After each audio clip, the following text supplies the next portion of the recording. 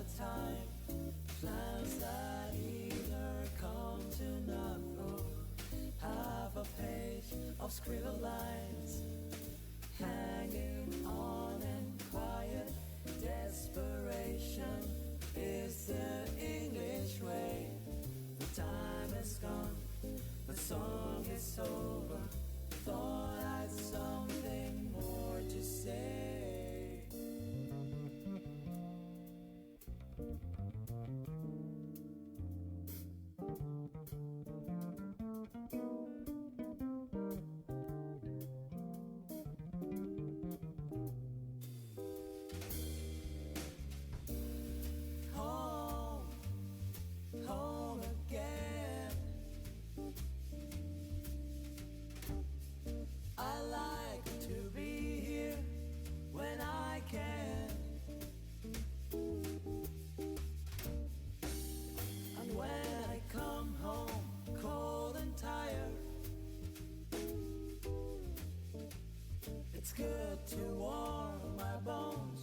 Beside a fire,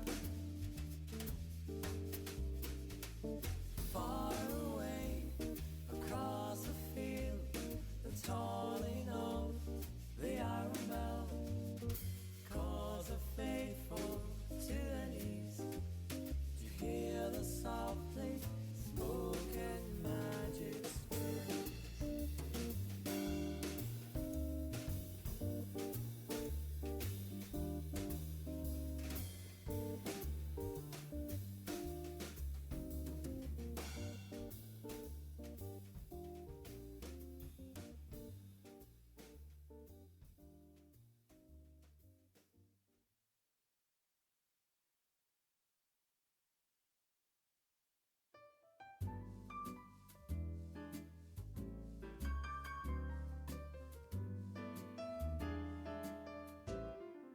When you were here before,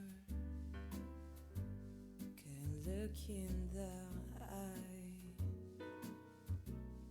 You're just like an angel. Your skin makes me cry. You float like a feather in a beautiful world. I was special. You're so very special. But I'm a creep, and I'm a widow. What the hell am I doing here? I don't belong here. I don't care if it hurts. I wanna have control. I want a perfect body. I want a perfect soul. I want you to notice when I'm not around. So very special. I wish I was special, but I'm a creep. I'm a widow. What the hell am I doing here? I don't belong.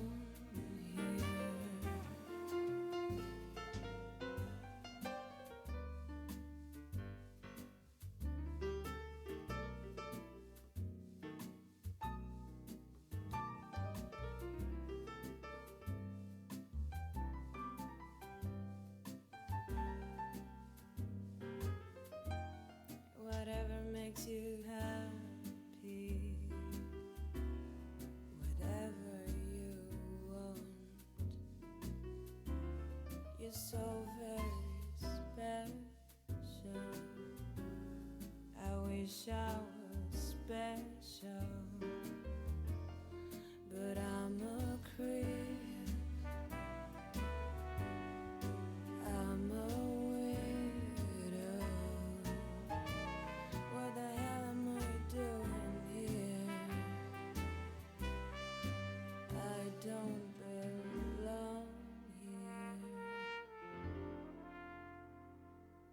don't belong here.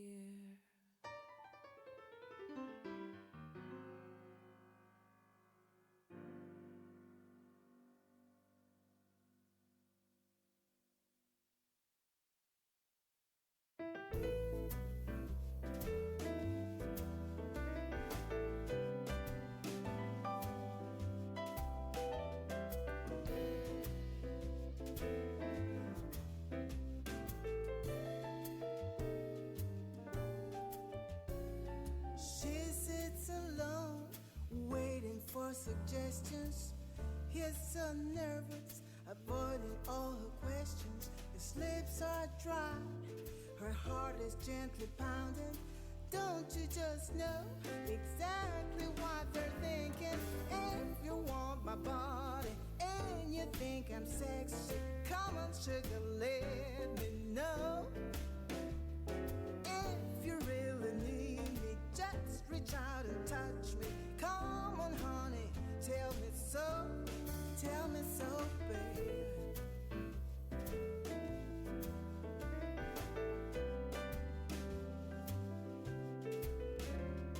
Now he's acting shy, looking for an answer. Come on, honey, let's spend the night together. Now, hold on a minute, before we go much further. Give me a dime, so I can phone my mother. They catch a cab to this high-rise apartment. At last he can tell her exactly what his heart meant. If you want my body and you think I'm sexy, come on, sugar, let me know. If you really need me, just reach out and touch me. Come on, honey, tell me so. Oh, no.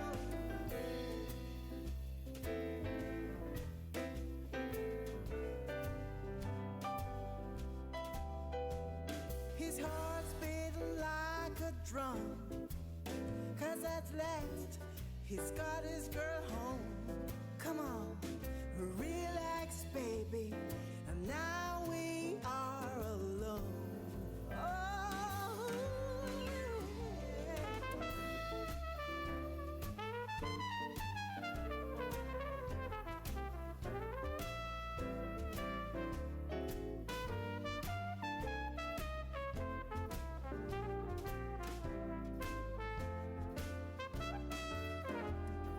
they wake up down, 'cause all the birds are singing.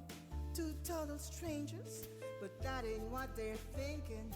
Outside it's cold, misty, and it's raining. They got each other, neither one's complaining. He says, I'm sorry, but I'm out of milk and coffee. Never mind, sugar, we can watch the early movie. If you want my body and you think I'm sexy, come on, sugar, let me know. If you really need me, just reach out and touch me. Come on, honey, tell me so. Oh, no.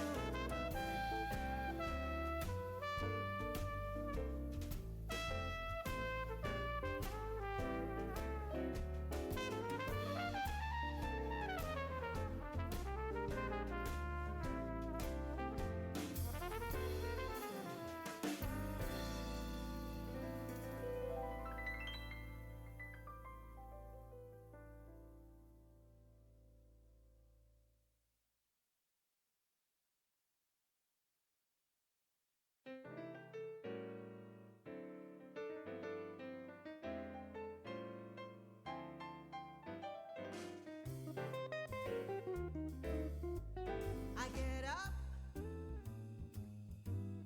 nothing gets me down.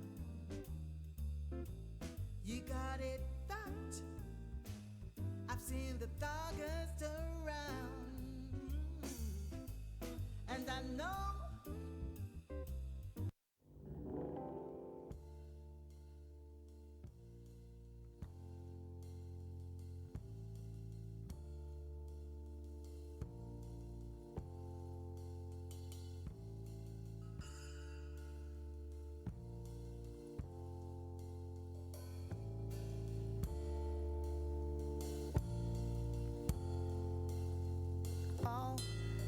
had 9 lives, but I lost all of them. And I've been searching in the night, and I've been searching in the rain. I tried to find them, but they disappeared. They walked away, they dressed in black, they left my side. And all I say is that I wasted time when I look for them. For now I know that things gone past are never to be found again. No, never, never again. I had 9 lives, but lost all of them.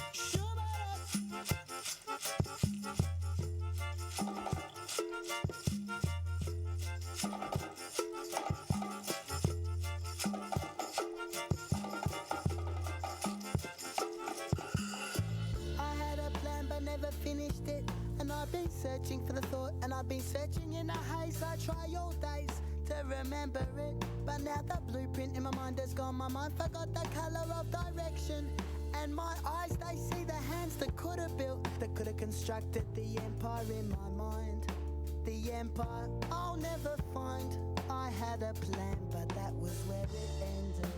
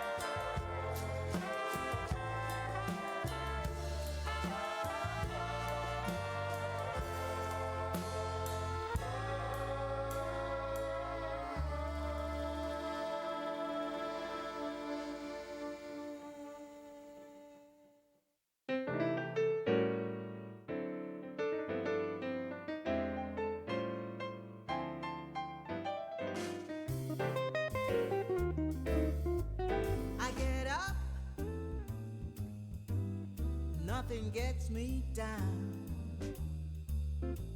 You got it that I've seen the darkest around, and I know, baby, just how you feel.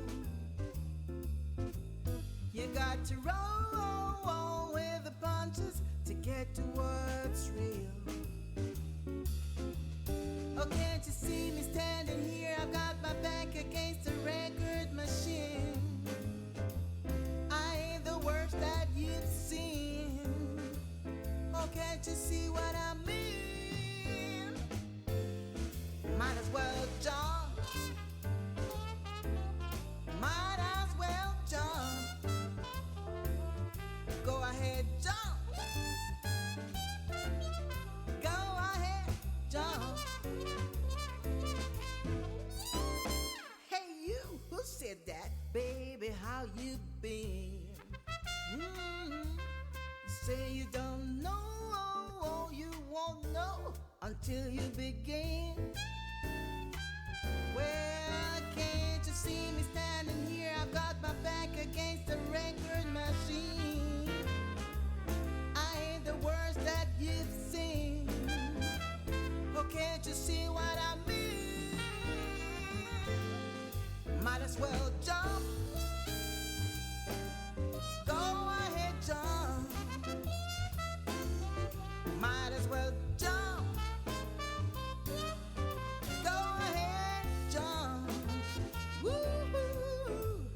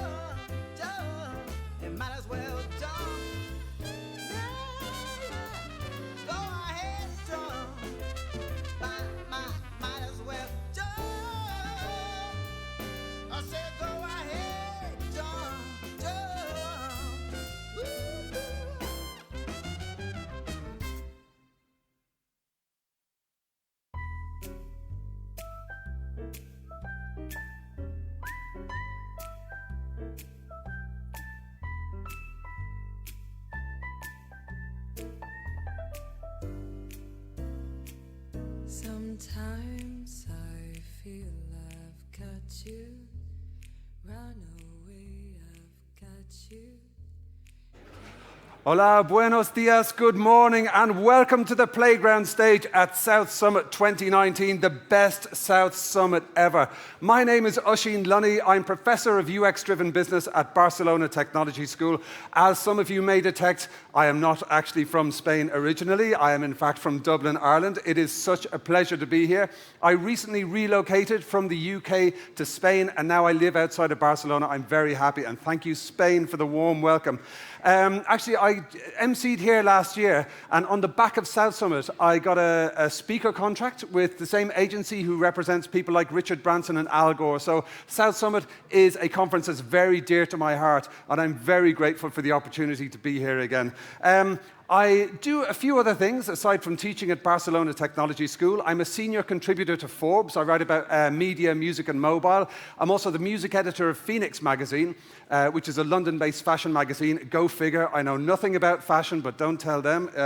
And I'm also a freelance event host and MC. Please do reach out to me on LinkedIn and let's connect. If we connect, I will send you a mixtape. I'm not even kidding. I have a special mixtape for you, which I will email you. So we've got a fantastic day here today. I like to frame the things that are happening in the industry by way of a story from Forrester, a report they did a few years ago that spoke about our move towards this age of the customer, where the customer is absolutely at the center of technology and every approach to business. It's done empathetically from the customer's shoes. And there are 4 business imperatives in this age of the customer. Number 1 is to completely change and revolutionize the customer experience. Number 2 is to turn big data into business insights. Number 3 is to completely embrace the mobile mindset. And number 4 is to become a digital disruptor. Now, this concept of disrupting or being disrupted is nowhere more prevalent than in the field of fintech. So we have an incredibly exciting series of panels, fireside chats and sessions lined up for you this morning in the fintech stream. It's going to be awesome.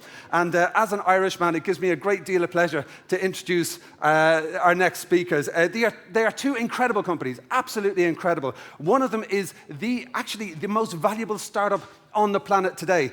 They've just closed a round of $350 million in funding, bringing their total amount of funding to $1 billion, which is sensational. The other one has just closed $35 million in funding, so huge congratulations to both companies there, I think, are on the course.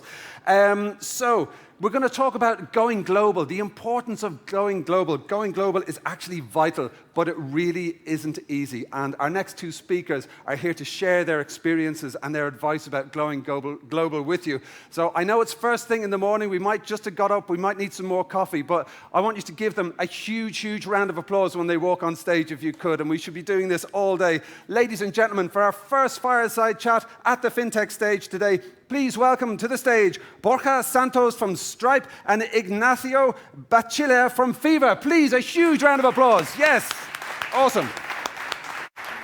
Thank you. So, good morning, everyone. Buenos dias.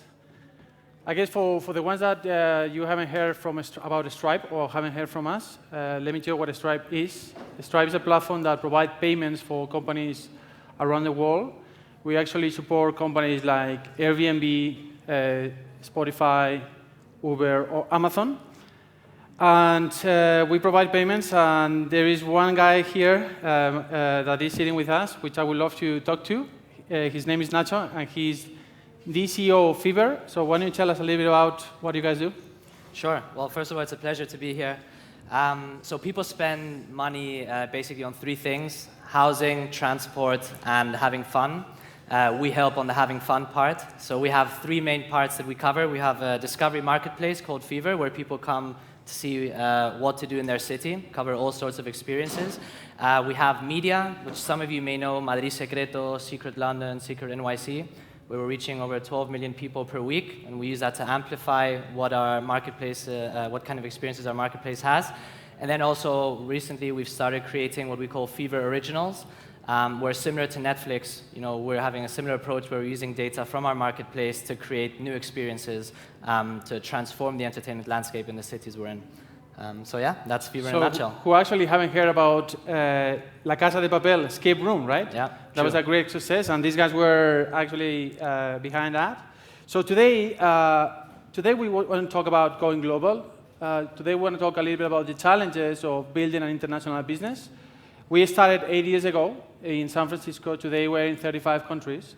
And the thing with Fever is a data-driven business. I mean, and these guys, they managed to do something amazing, which is launching their product in 3 cities at the same time as actually going into a market. Madrid, it was Madrid, New York, New and York, and London. So why don't you tell us a little bit about that? How did it happen, and why you guys from day one went international? Yes, it's a great question. You know, when we launched the business, there were a lot of companies at that point in Spain who had taken concepts from the US and thought, you know, there would be a great idea to launch them in Spain and other markets such as Latin America, and they've done fantastically well at doing that. In our case, we saw from day one, perhaps also because, you know, I went to school in the US, and from the very beginning, the ambition was to be global. And to be global, you know, you have to have a product that's innovating, that nobody else is doing. So we wanted to be the ones that were leading in the market, and that's why from the beginning we decided to launch Madrid and directly go to New York and London. At the time, people thought that it was a bit of a crazy move because, you know, you're going to some of the most relevant markets in the world. So there's a lot of risk in doing so.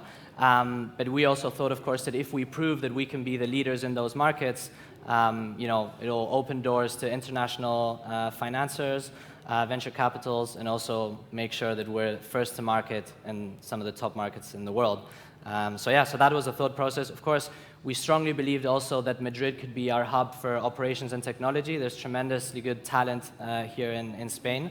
So yeah, from day one, the ambition has been to be global, you know, launching from Madrid and into the world. And well, that is absolutely incredible, right? And I think that reflects what we're seeing today in our days.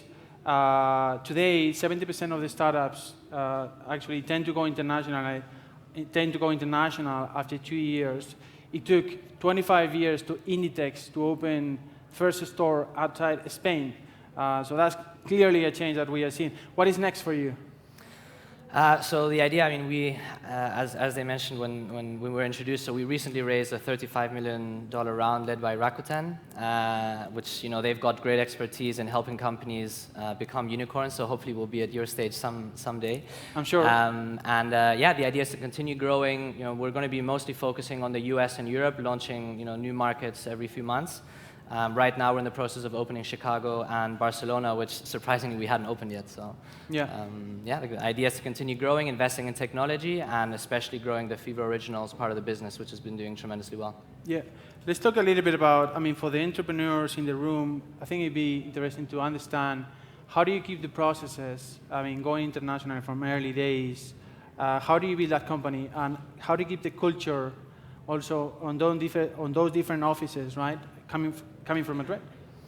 Yeah, so on the processes, you know, some of the challenges that we had from early on is communication. So when you have, you know, teams several hours away, you know, and time difference, you need to start setting up early on a lot of process to make sure that there's over communication.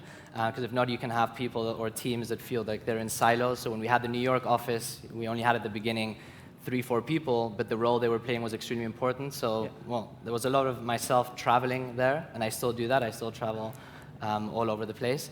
But yeah, communication is important. And then culture, it's not as much maintaining culture as how can you extract the most value from the culture that the different teams provide to the business, and make sure that the HQ or the biggest office, which in this case in Madrid, is benefiting from a lot of the things that the teams in the US, for example, or in France or in Portugal provide. So it's not one directional. It's, you know, we're sharing all this information across the different markets, and yeah, and of course hiring people who have experience scaling businesses around the world. Yeah, absolutely. I mean, on that point, I mean, when I joined Stripe 4 years ago, and I was employee number 300. I think we were not more than 15 people only in Europe. And the first person on the ground, or the first team on the ground, he can try to be all over the place.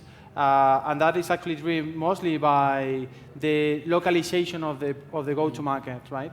I think, as you said, it's extremely key to combine both, to continue with the mission and the culture of the company in one direction, and combining with what the market is telling you, which I believe is extremely important. Let's talk a little bit about, well, Stripe. We are a very tech company.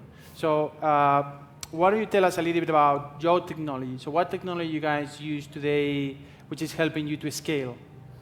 Yeah, I mean, well, we're using, of course, a lot of tools in a lot of different areas of the business, and we've always been focusing. I mean, on the tech side, of course, we use Stripe, AWS, GitHub, Jira, all of these different tools that help on the infrastructure side, but also on productivity.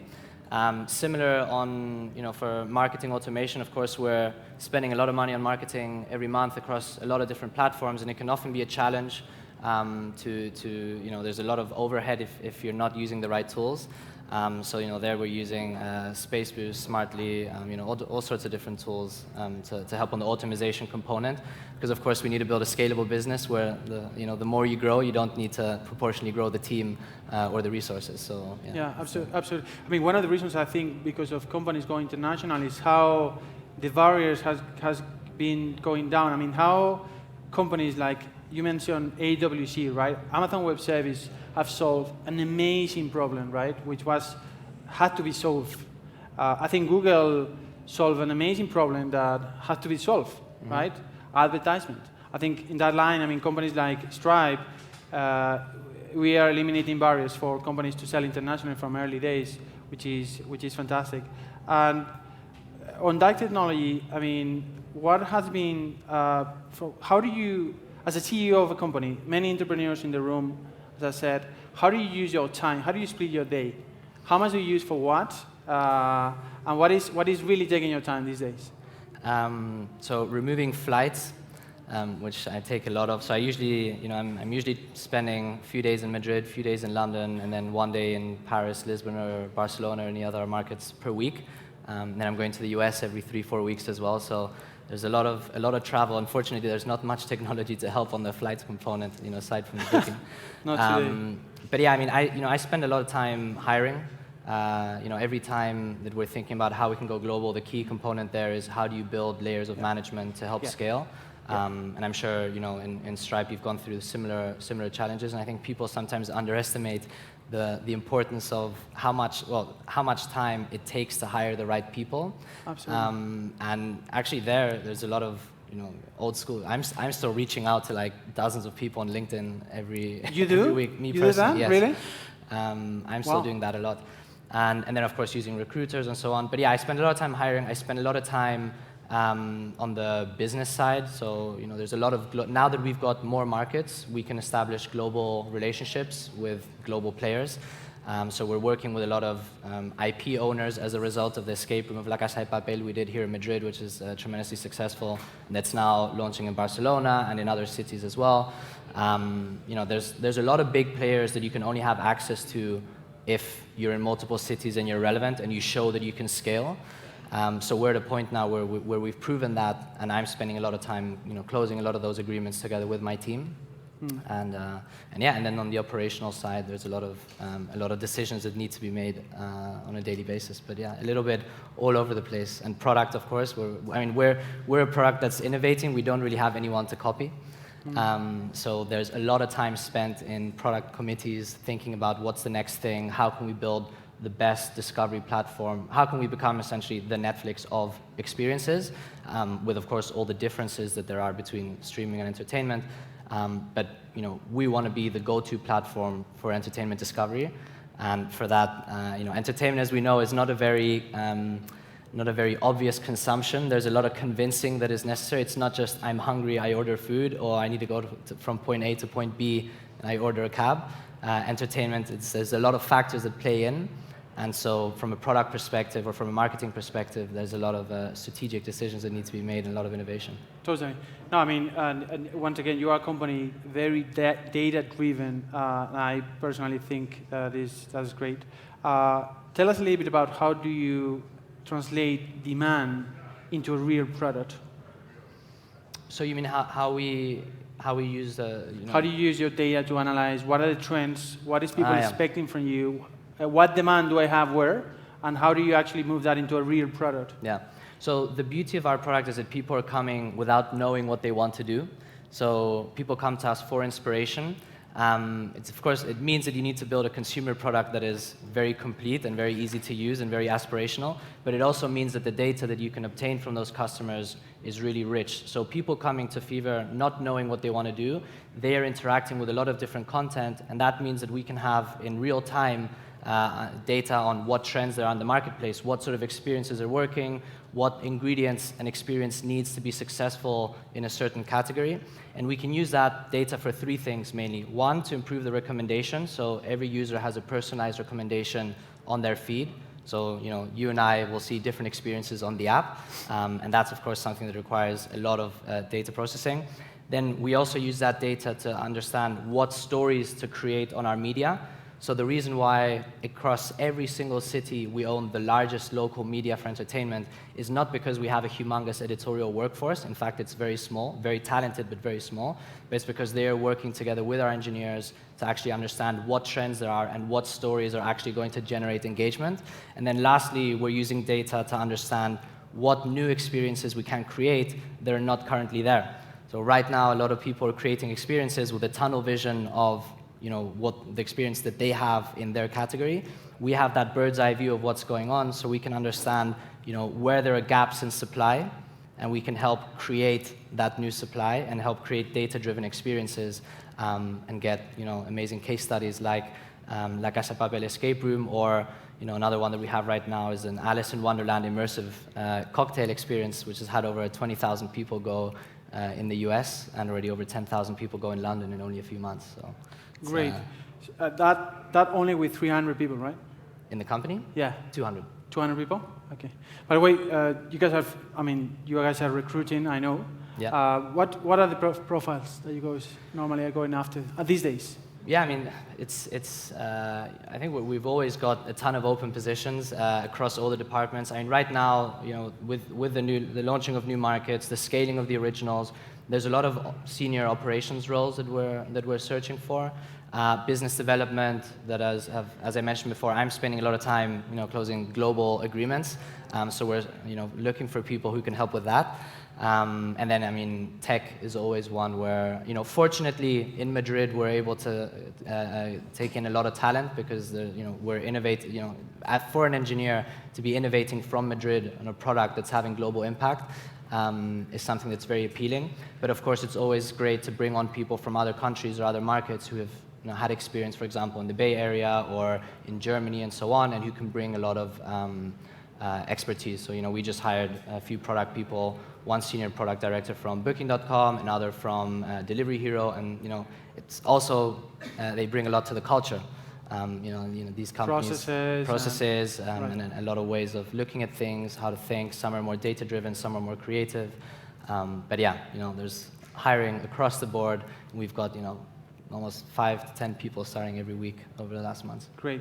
No, I mean, I just want to mention something, which I was just thinking, listening to you, right? You were working at McKinsey for Fever, right? Did you spend there? Yeah, well, very briefly. Very briefly, but you're coming kind of from the corporate world, right? I mean, the ones that we are over 30 in the room, when we finished university the previous days, we were thinking to join a telco or a bank or a consulting firm. What are your views today on the talented people thinking about joining companies like Fever, the Global, the Spota Homes, right? Yeah. I mean, why do you think that is changing and it's opening opportunities for companies like you or even Stripe to capture talent? Yeah, and I think it's. I mean, personally, I really enjoyed my time at McKinsey, but I was there for a very short time. Because when an opportunity comes to build something amazing, well, I think you should do it. And I think that's one of the key things that's, answering your question of why people are making these changes. I think the younger generation are very impatient, and they want to see that they can have an impact quickly, and an impact that actually is, global a lot of times.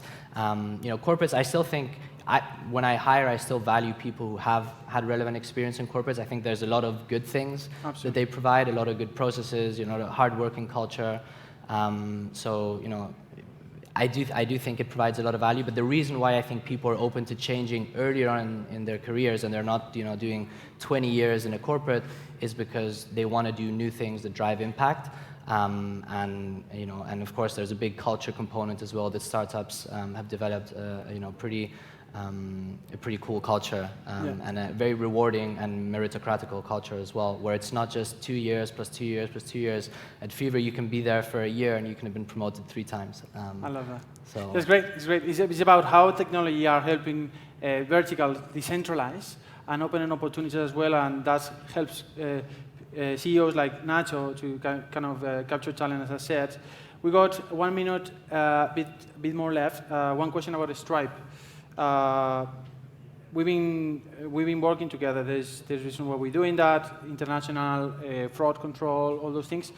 If there is one killing feature that we could build for you, what would it be? I hope that it happens.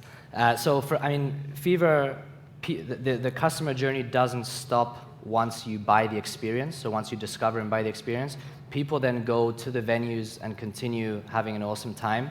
And it's an opportunity for us to still be relevant for them at the venue. So I think that anything that can help on how they're spending money at the venue, we pride ourselves in being a cashless, paperless, not cashless, well, digital payments and a paperless platform. So anything that can help our users continue using Fever at the venue, buying drinks or continuing to spend money there, it's great for the organizer, for whom we're providing a lot of value, and it's also great for the user. So, if there's any tools that can allow us to facilitate that without the user leaving the app or providing additional benefits and being able to top up, in their Fever wallets, for example, and continue to make payments while at the venue, that would be pretty awesome. That's great. It's actually something that we really see in the market. I mean, in those markets, people want to continue having that control because you guys are providing a great service anyway, and the user wants to talk to you, continue talking to you anyway. So yes, it was something that we write down. We have something that we recently released in the US, similar to what you just said, which is called Stripe Connect Instant Payouts, by the way. I will keep you informed. That is actually available only in the US for now, but it will come to Europe soon, and I will call you. That's awesome. Okay, we just ran out of that. That's been great. I mean, we just made it. We just ran out of time. I mean, I just wanna. By the way, there's a few folks from Stripe in the room, so please come and talk to us. There's a few guys here, the first round. Nacho, congratulations, great business. Thank you very much for joining us today, and thank you everyone for being here with us. Stripe was here 4 years ago, launching Stripe Spain, and now we're back. Thanks to the guys, Almudena, Sofia, the guys from South Summit, for inviting us. It's been absolutely a great pleasure. So thank you.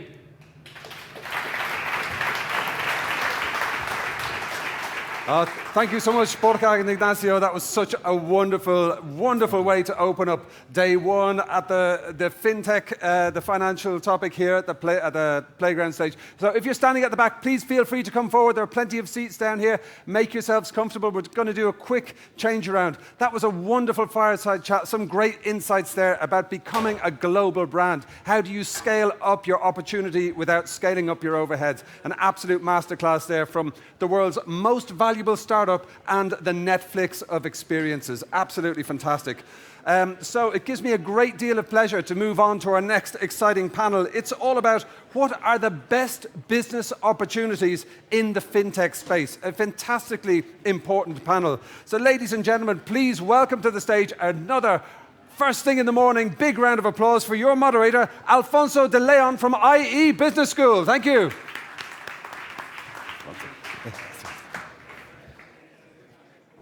Please.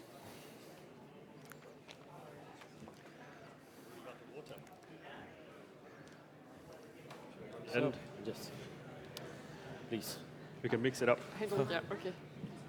No, so Gabriel. Samar. Gabriel. Samar. Sama, yes. Oh. So there is a seating range. Yeah, okay. Okay, good morning to everyone, and thank you for attending this business panel. I will make a brief introduction of the colleagues that we have here. It's 3 of the most active investors in the scape of fintech. We have Samar from 630 Ventures. He's based in Amsterdam. 630 is a venture capital coming from the US, based in San Luis. And Samar is responsible for the investments in Europe and specialized himself in the fintech space for the last 7 years. Yeah. Gabrielle, she's coming from Paris. She works in Blackfin Capital, which is a venture capital specialized only and exclusively in fintech. And finally, Vinod. Vinod is from the well-known brand Drop Spirit. He's based in London. He covers Southern European markets, especially also Spain, and is one of the fintech specialists within the fund. No? So the title of the presentation today, the panel of today, is basically what are the best opportunities that we can find or that are today in the fintech space. And the first question that I want to make to our panelists, no, is going one step back, no, and trying to understand not what are the best opportunities, but what are the best or the biggest fears or challenges that the traditional financial institutions have, or has had and will have in the next 5 years, you know, and understand not only which are these, but also if they don't address it, what will happen with them. No? So, Samar. Right, so I think on the one hand, there are a lot of banks who did work hard in the last 3 to 5 years to create programs by which they can start learning about what's going on. I don't think it's the full-time job of banks to look at very early stage experiments or very early stage initiatives, which are basically venture capital investments or angel investments. But in general, most of the top 10, 20 banks we see as having reached a point where they are figuring out how much is possible on their own, what changes they need to bring in the core of their platforms or their business, and what is possible in collaboration with startups or via investments or acquisitions of startups. So I see a kind of, in most cases, a healthy mix. I wouldn't be too optimistic. In most of the cases, I think they are underestimating what's going on, but I think that's my take right now. So we are not talking only about banks, I guess, no? It's insurance companies. Yeah, insurance companies kind of started a bit later. I would say insurance also missed that big bang moment, which unfortunately hit the banks more in 2007 or 2008. That kind of pressure or that kind of lack of lending credit and so on, which sort of created that big fintech bubble. That trigger did not happen in insurance. So, and in general, I guess everybody admits insurance is slightly more behind the curve. So it kind of started later. I would say there is still a lot more to do in the insurance side. I don't think they are as prepared or as far ahead as the banks right now. Good. What's your opinion? I think banks already started the PSD2 thing, handling open banking opportunities, and that's a good point, I think, for the partnership with fintechs, and provides a lot of opportunities.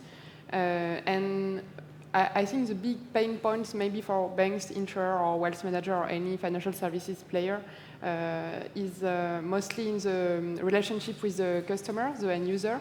And in this field, there are plenty of things to do, such as claim management tools or scoring technologies. And in these specific fields, I think there are a lot of space to innovate for fintechs and to partner for the big banks. Interesting. From some of the thematic work we've been undertaking, I've heard this once described to me as that banks are now museums of technology because they have core banking systems that are from the 60s and 70s, and they are unable to replace it because it's so deeply embedded. And so what we've learned is actually that the future of financial services has to be powered by cloud-native technology. And the three core areas for banks specifically right now are in payments, core banking systems, and fraud. Sorry? Fraud. Fraud. The one that we've seen kind of, the two areas where they've seen a fair amount of traction is specifically in payments and also in core banking systems, where you've got probably about 7 or 8 players in Europe who are making some progress. But again, the debate has always been, how do you replace mission-critical software? because you will almost, if you were a big bank, a tier 1 bank in Germany or in the UK, touching your core banking systems would mean touching millions of customers, which would upset the regulator, and so suddenly you have systemic risk. So how do you do that in a way that doesn't upset the system, still works, and then enables you to stay relevant for the future? That's a big question. So your opinion, because one of the things that it comes to me when I talk about fintech is if fintech is B2C or is system things, no? And you are more of the opinion for what you're saying that is more rechanging, re-upsetting all the systems to the traditional operators, or do you think that it will be more of a B2C space in where traditional banks or insurance companies will disappear and there will be new players that will be the one facing clients? I think branch-based banking will possibly disappear in most parts of the world. But I think the question is also, it's not one or the other. It's not sort of winner takes all. Yeah. Winner might take most in a particular country, but the market is huge. And there are over 1,000 banks in the world. So whether you have an incumbent or a fintech like Revolut or N26, there's plenty of space for both to coexist. No, thank you. Taking that responses that you kindly share with us on what are the challenges for banks, the next one is, are these the best opportunities for fintech investors or not? Because in my opinion, not necessarily could be correlated, or they could, no? But sorry, if you go want for to. it. And it would be great if you can show, also share with us in the space that you think that there is these best opportunities, and if they correlate, examples in where you maybe have invested and why they're doing well, no? So I'd say I'll also put on a bit of the looking at European innovations and startups and so on from the US hat as well. I think there are three big rocks or three big areas of opportunities. One, definitely the one which you shared, the opportunities around the entire legacy 30-year-old, 40-year-old platforms, and how do you move from them to newer ways of doing business by mobile, without branches, etc. The second big one, I think, which is very special to financial services, is that it runs across sectors. We see a lot of opportunities which are net new opportunities, so which were not existing until a lot of the IoT, blockchain, mobile technologies came in, where financial services is the only sector which tends to run through pretty much any other sector, whether it is retail, whether it is airlines, whether you need to move money. Yeah. And I see a lot of the companies which we now start to look at, so you can't call them ad tech or retail tech companies, they are actually, or digital health companies.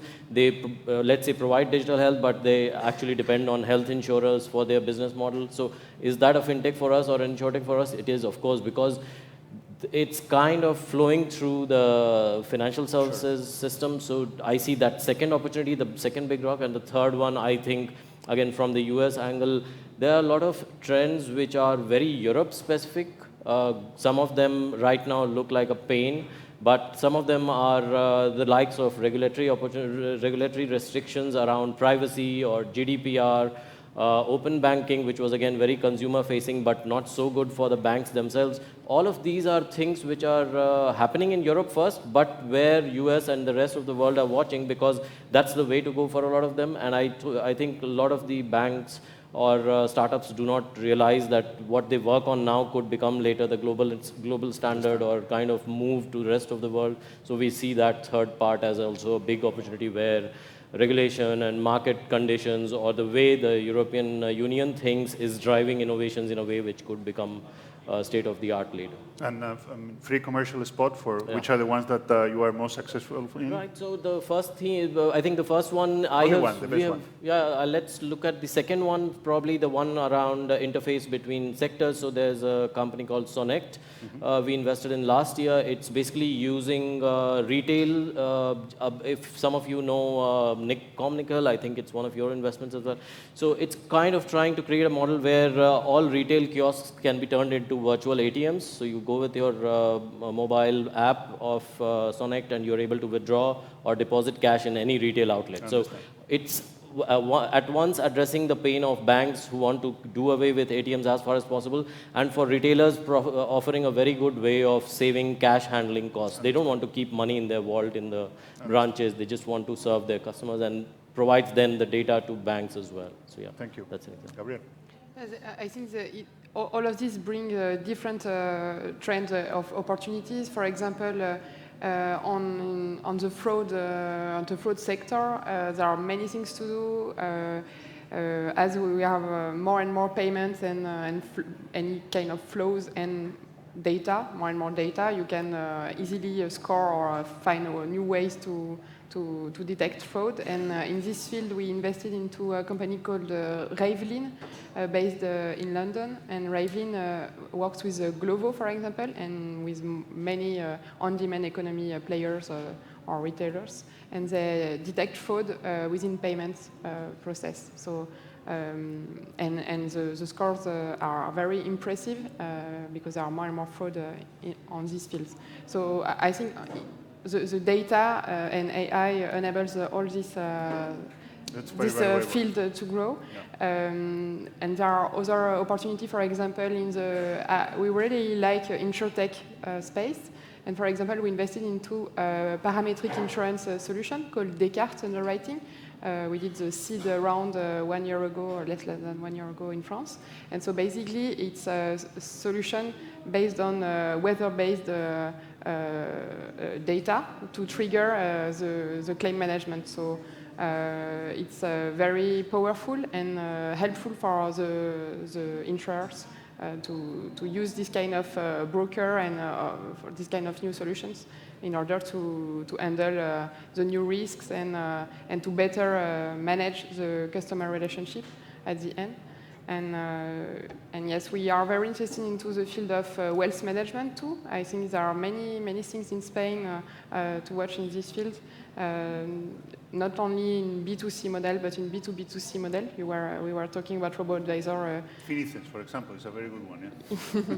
Yes, for sure. And yes, these are kind of fields that are hot for us. I guess of the themes I've mentioned, we've made one investment in payments in a company called Form3, which is a play on the future of Form3. Yep. So the FORM and number 3, which is basically software that is cloud native, hosting access to all the faster payments networks in Europe. That could be SEPA, SWIFT, faster payments in the UK, BACS in the UK. So these antiquated access systems are now being slowly hosted in the cloud. That is a trend that we're seeing, and we made a play. In core banking systems, I think there are a couple of interesting European companies. So there's one out of Ireland called Leveris. There are a few out of the UK, one called 10x, another's Thought Machine, another's Griffin. And in fraud, the one that Mambu out of Berlin. And in fraud, as Gabrielle mentioned, Ravelin is really interesting. I also think Frogster, which is its competitor, is also really interesting. That's kind of some of the things that we've been looking at of late. Good. Thank you. So, I mean, yes, please. Maybe another space that is quite hot for VCs, I think, is all the financial services related to SMEs, because SMEs, you have plenty of new SMEs every year, and so you have hard to manage from the bank, opportunities for new players to get the market, and for the banks and insurers, it's hard to find a way to have a B2C consumer experience such as Revolut's one and Binext one here, and so on, to take this kind of smooth experience and to bring it to SMEs. So SMEs have new needs and new standards in terms of user experiences. So we think it's a very hot space too. We invested, for example, in Agicap, which is a cash flow forecast and management solution for SMEs. And when we are talking about SMEs, it's not only startups, as we see every day and hear everywhere, but most like traditional and low digitized SMEs. I mean, the market is huge, and internationally speaking, it's a huge. I totally agree on that.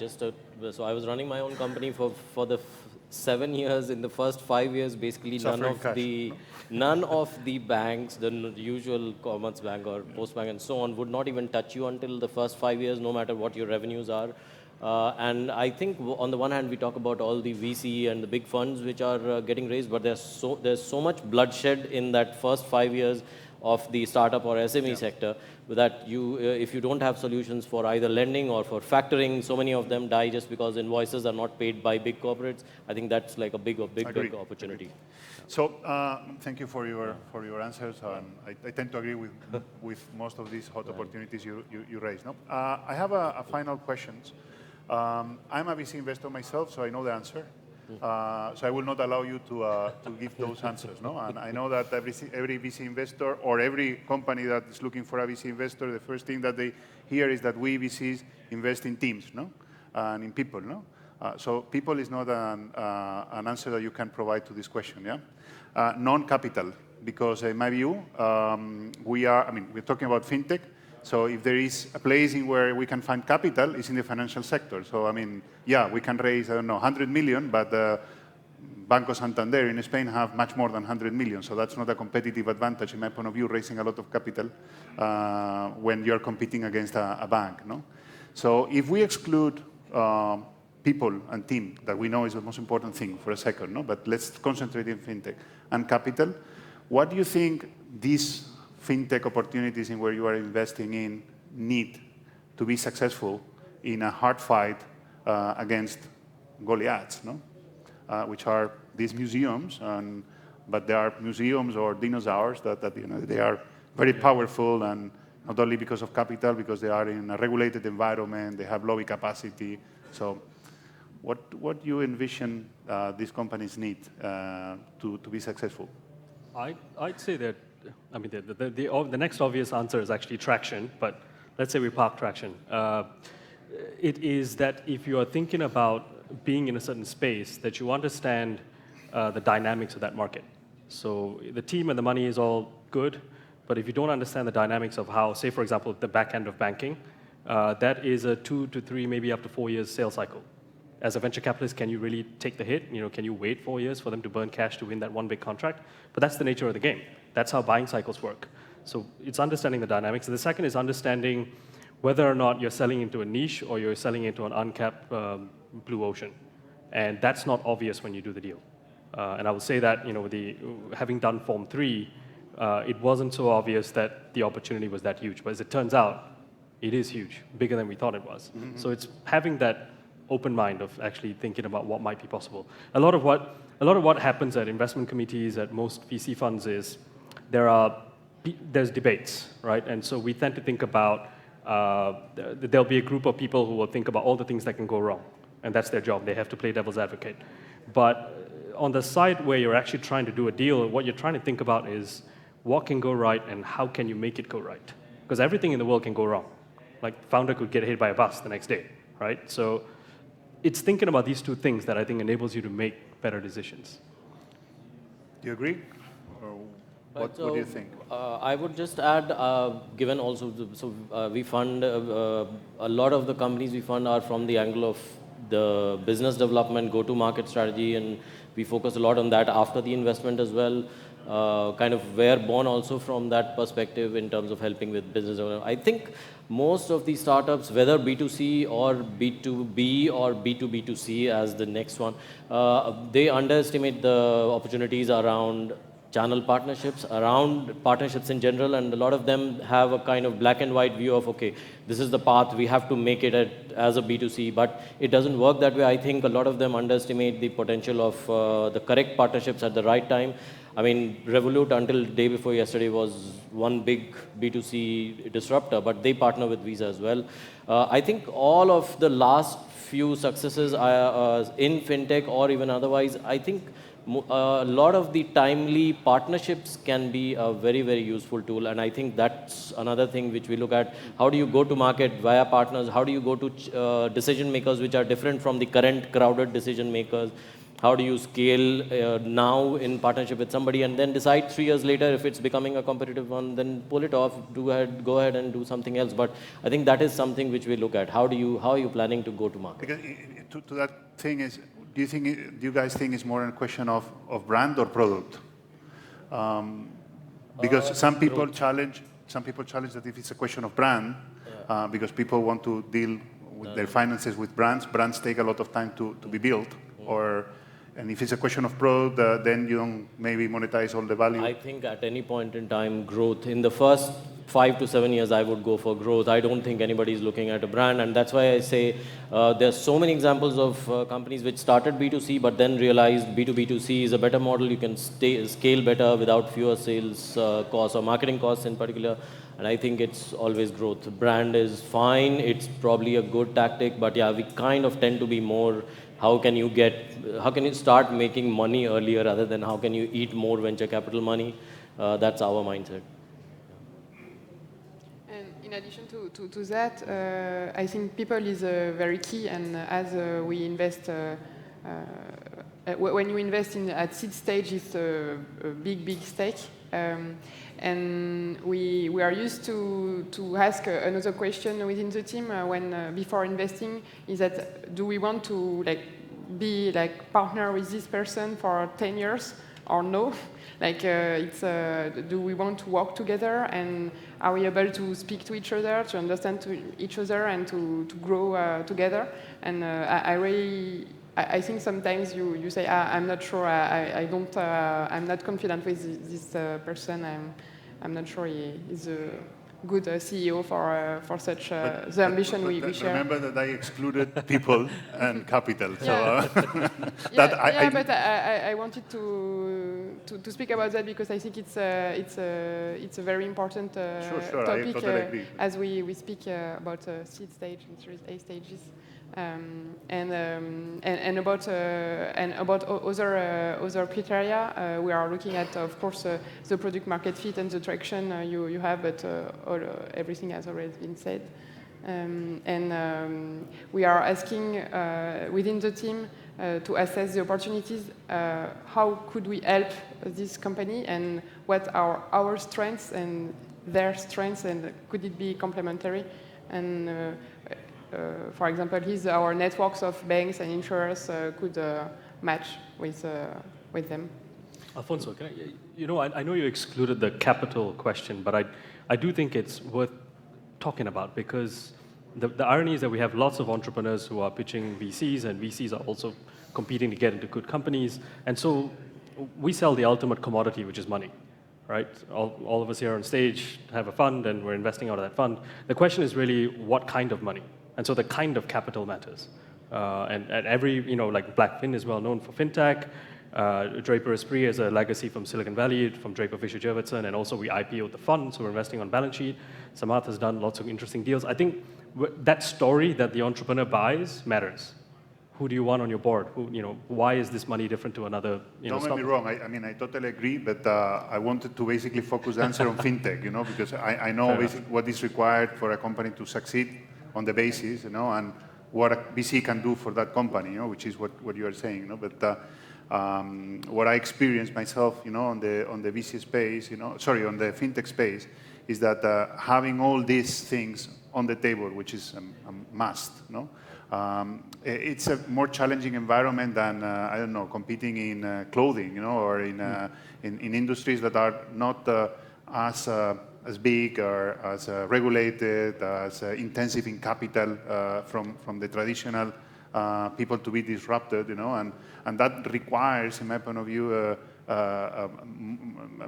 more tools than the ones that obviously are obvious, which are super talented people, on the entrepreneurship side and also on the investor side, to help them to be successful. That's why I was asking, for example, if it's a question of brand or product, because if, for example, all these neobanks, the reality is that the product is a commodity, but it's a question of brand, but building brands requires a lot of things, including capital, and time. So that's why I was asking what your view on that. I think we ran out of time. I don't know if you want to make a 30 seconds closing remark or something like that, and we'll leave it there for the next panel. No, I think looking forward to the interactions with a lot of the startups here. Would love to understand as well from you what's going on in Spain, what's special about the fintech scene here. But had a great time. Thanks. Thank you. Yeah. Nothing to add, really. Thank you very much for attending, and hopefully you enjoyed the panel. Thanks. Wonderful, wonderful. Gracias, Alfonso. A brilliant, brilliant session there. You know, what are the biggest opportunities in fintech right now in the fintech space? Thank you to Alfonso, Samarth, Gabriel, and Vinod for a very informative panel there. Our opening fireside asked the question, how can you scale your opportunity without scaling your costs? We just had a great answer there. Look at partnerships, look at moving from into B to B to C in addition to your core business in order to scale up your market reach. Now, we have a fantastic panel coming up. If you're just entering, please come in. There are seats in the front. If you're sitting on the edge, feel free to move into the middle. Do not forget to download the South Summit app. It's got this incredible networking feature. You can point it at somebody's badge and connect with them instantly. You're all going to love it. Please make sure you're doing as much connecting as possible.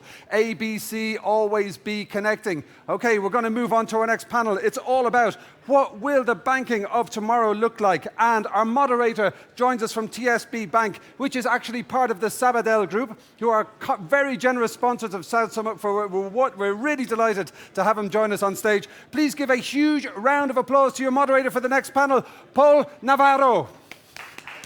Thank you, Paul. Thank you. Okay. I'll let some people sit down.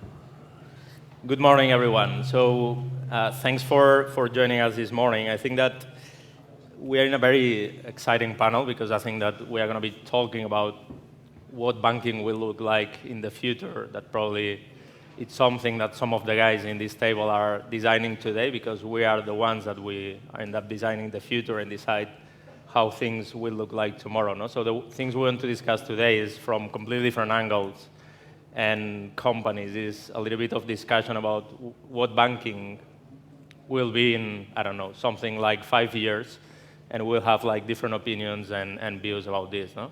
I'm going to help them go through the discussions, but I think that we probably have some time at the end for some completely open questions and answers, so I confirm with all of them that there is no confidential information that they cannot share, so feel free to ask anything that you feel you would like to learn from all of them. No?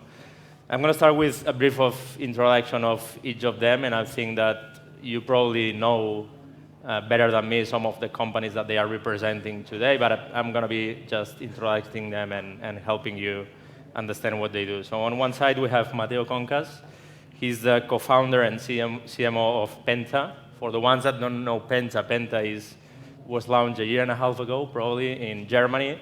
And it's a digital bank focused only on what they call companies. So they are completely focused in one big segment that it's companies.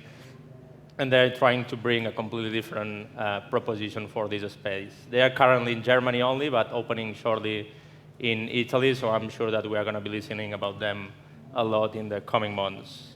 Then we have, I'm going to follow the order of the table. We have Pablo Gomez from Bankia. Most of you know Bankia, like I do. And he's leading the innovation lab for Bankia and doing lots of stuff also in this space about thinking about banking tomorrow. Then we have Paco Sierra. Paco comes from N26. From the ones that don't know, N26 is a digital-only bank with more than 3.5 million customers, with up to 660 million of investment until today, and they are in 26 countries. So I'm sure that we're going to be listening a lot of things about them. The gossip is that Mateo was working together with Paco a year and a half ago, so probably Paco is one of the responsibles of Penta being founded and being here today. And finally, we have Gapi, represented by Sanjeev. Sanjeev is the CEO and co-founder of Gapi. Summarizing what Gapi is, it's a blockchain-based bureau. So they are building a platform managing data for companies, banks, and customers on the blockchain and helping on different things around the data. And previous to that, he was also, probably you know, Money 2020. So he was one of the founders of Money 2020. So I think that he can probably provide lots of insight in this space. So the way we're going to be doing this is we're going to be discussing about some of the topics around what banking is tomorrow. But again, I want to leave it completely open for any one of you to ask any question at any point. So feel free to raise your hand, and I'm sure that someone is going to be helping us.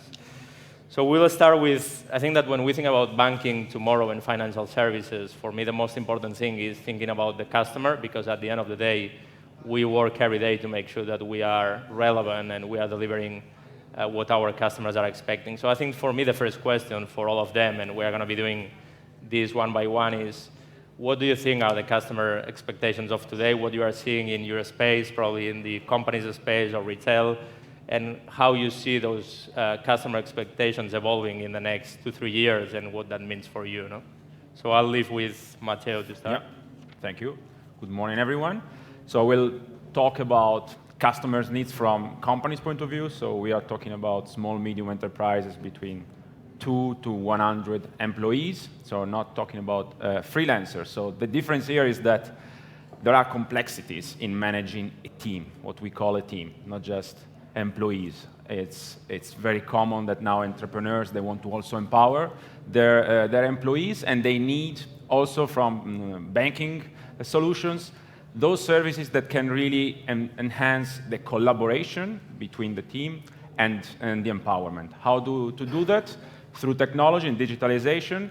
And banking so far for SMEs have not been really focused on that. So we have seen a big wave with N26, for example, in the past 6 years on banking for consumers, retail, but the backbone of the economy in Europe, Italy, Germany, France, Spain, just to name the most important countries with more than 2 million, more or less, in each country, SMEs, they are not served by digital banking services. So there is a huge gap. Often they get the experience of a retail, while, as I said, complexities, accounting, invoices, all those sort of things, they are quite different from a retail point of view. So that's why we founded Penta.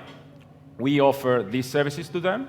So we created an online banking that can really foster that sort of need. And this is what they need. So really hassle-free experience, digital, very full transparency in cost, which is another big problem, and having an onboarding that is completely digital. So you don't have to wait 4 weeks to get a bank account. So this is just to give a very initial overview on the needs of the current customers now, and we will talk later about the future. Thank you, Matteo. So probably now, Pablo, you can give a little bit of different insight here, no? More beyond companies and also retail. So what do you think about your customers? What do you expect from you? Yeah, so we work in both retail and corporate space, working on universal banking. First of all, I would like to say we're all, in the end, we're all customers of the banks, retail, at least retail customers, or we have a corporation that works with banks. So when we think about customer expectations on our side, we take a look at what the customers that we have, beyond 8 million customers now, are demanding ourselves. So just to gauge a little bit more the audience, I would like to ask you guys, please raise your hand if you are banking currently with at least 2 banks. Come on, don't be shy. Okay, so pretty much the whole room. If we go to 3 banks, how many of you, please, raise your hand? So that's like 75% of the audience. Probably the audience is a little bit differentiated, but what we see is that if you think of this 10 years ago, this was unthinkable. Pretty much everyone was banking with just one entity that was serving all the needs. And based on that, we divide into 4 streams what we do. Basically, and we can go further into this if you guys want, but basically easy and accessible is the first one. The second one would be customer service and how digital players have raised the bar for customer service. The third one is personalization, and we can go then into how we are approaching that, which is through open innovation. And the fourth one is trust. Has been the holy grail for banks along history, and right now with cybersecurity is pretty much the issue. So that's pretty much what we're at. Cool. Paco, you probably can bring also a different angle here, no? Given you are in 26 countries and probably completely different types of customers. What you are seeing from N26 in terms of what customers expect from you and what they will be expecting in the future? So I'll try not to repeat what Paul just said, but I'll give, well, first N26 is focused on retail and freelancers, retail customers and freelancers, and we already have 3.5 million customers. I would like to share the big difference of actually growing as a startup, where you have early adopters, and then once you become a large entity and you're going to millions of customers, you're going into those early adopters. Sorry, yeah, into this early majority. The early adopters is actually a very differentiated niche of customers that are, I would say, that like to discover new technology and that would actually spend time and explore in their mobile apps to find and understand new features and will spend time in solving their own problems, right?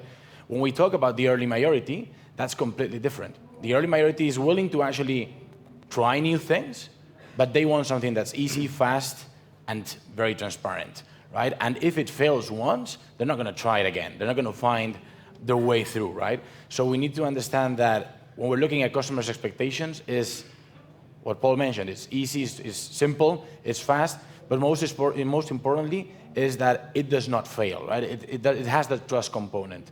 And going to the point that those switching banks, or actually being with more than one bank, has recently changed quite a lot. Loyalty with your own bank is completely different and is very much dependent on customer experience. And we no longer understand customer experience as having a nice navigation in the app. It's about having those moments of delight that really you get the feeling that that bank or that entity is actually solving the problems and answering your customer needs. So that's where N26 is going to, providing those moments of delight while providing banking services. Mm-hmm. Okay, cool. And Sanjeev, maybe you can add also here a different angle because you're doing a lot around data and customers. I mean, and this is a big thing, especially to simplify experiences. No? So how you see that and how you see those customer expectations. Absolutely. You know, just to build on what Francisco just was talking about in terms of what I'll say is that, you know, we're talking about the same word, customer, but that customer is very different depending on that use case. So for example, when I go to a bar, the bartender might think that I'm a drunk. When I go to a bank, the banker might think I'm a business person. When I go to meet up with my family, I'm a very different person. So it's very different in terms of how who I am and in that particular use case. So for example, thinking about like blockchain and identity, like who am I, and that information that I want to share will vary dependent also on the use case. So for example, once again, if I'm trying to get into, for example, in the States, you need to be above 21 to go into a bar. I just want to share my age. I don't need to share my address. I don't need to share this and that. All they need to know is that that age is verified and it's correct. Whereas something with like a bank, especially if I'm doing cross-border money transfers, they're going to want a lot more information. And I understand what that information is going to be used for. And so that's why we're building what we're building, is that I think up till now, it's sort of been customer means everything, one thing for everyone. Identification might mean one thing for everyone, but especially with mobile, you're using in so many different use cases, you definitely, there's a lot more granularity, and so I think that's, we're building the platform that will help support those different use cases. So I think, and you see it from the panel right here, we were just talking about customer, and we all have so many different opinions, I think. So that's, yeah. Cool, thank you. So now that we've been discussing a little bit about customers, because I think that at the end of the day, thinking about the future, it's all starting about what customers we have today and what customers will expect to have tomorrow. I think that having worked in banking for a long time, it's quite challenging because sometimes we try to do a lot of things, and because you have regulation on one side, you have lots of segments of customers' ideas, and it's easy to end up doing a little bit of everything. And I think that in the moment where, and especially what some of you guys are doing, is being very focused in specific things that will make your companies or your organization different in the next 2-3 years, no? And especially thinking more about what customers really expect different from us. No? So let's talk a little bit about your organizations and a little bit more about what you are doing to cope with those customer expectations, and what are the 2-3 things that you are really focused in the next, I don't know, 3 years that will really make a difference for your company? Definitely. For us, being a digital bank, it means it's really important that people use digital payments as well. Otherwise, it will be very difficult for us to thrive. So this is the first wave that more or less we all are seeing in these past years. So probably it's not something new I'm saying, but still a long way to go to really reach 90-95% of payments in each country done through digital payments. Countries like Germany and Italy are still quite well below the 50%.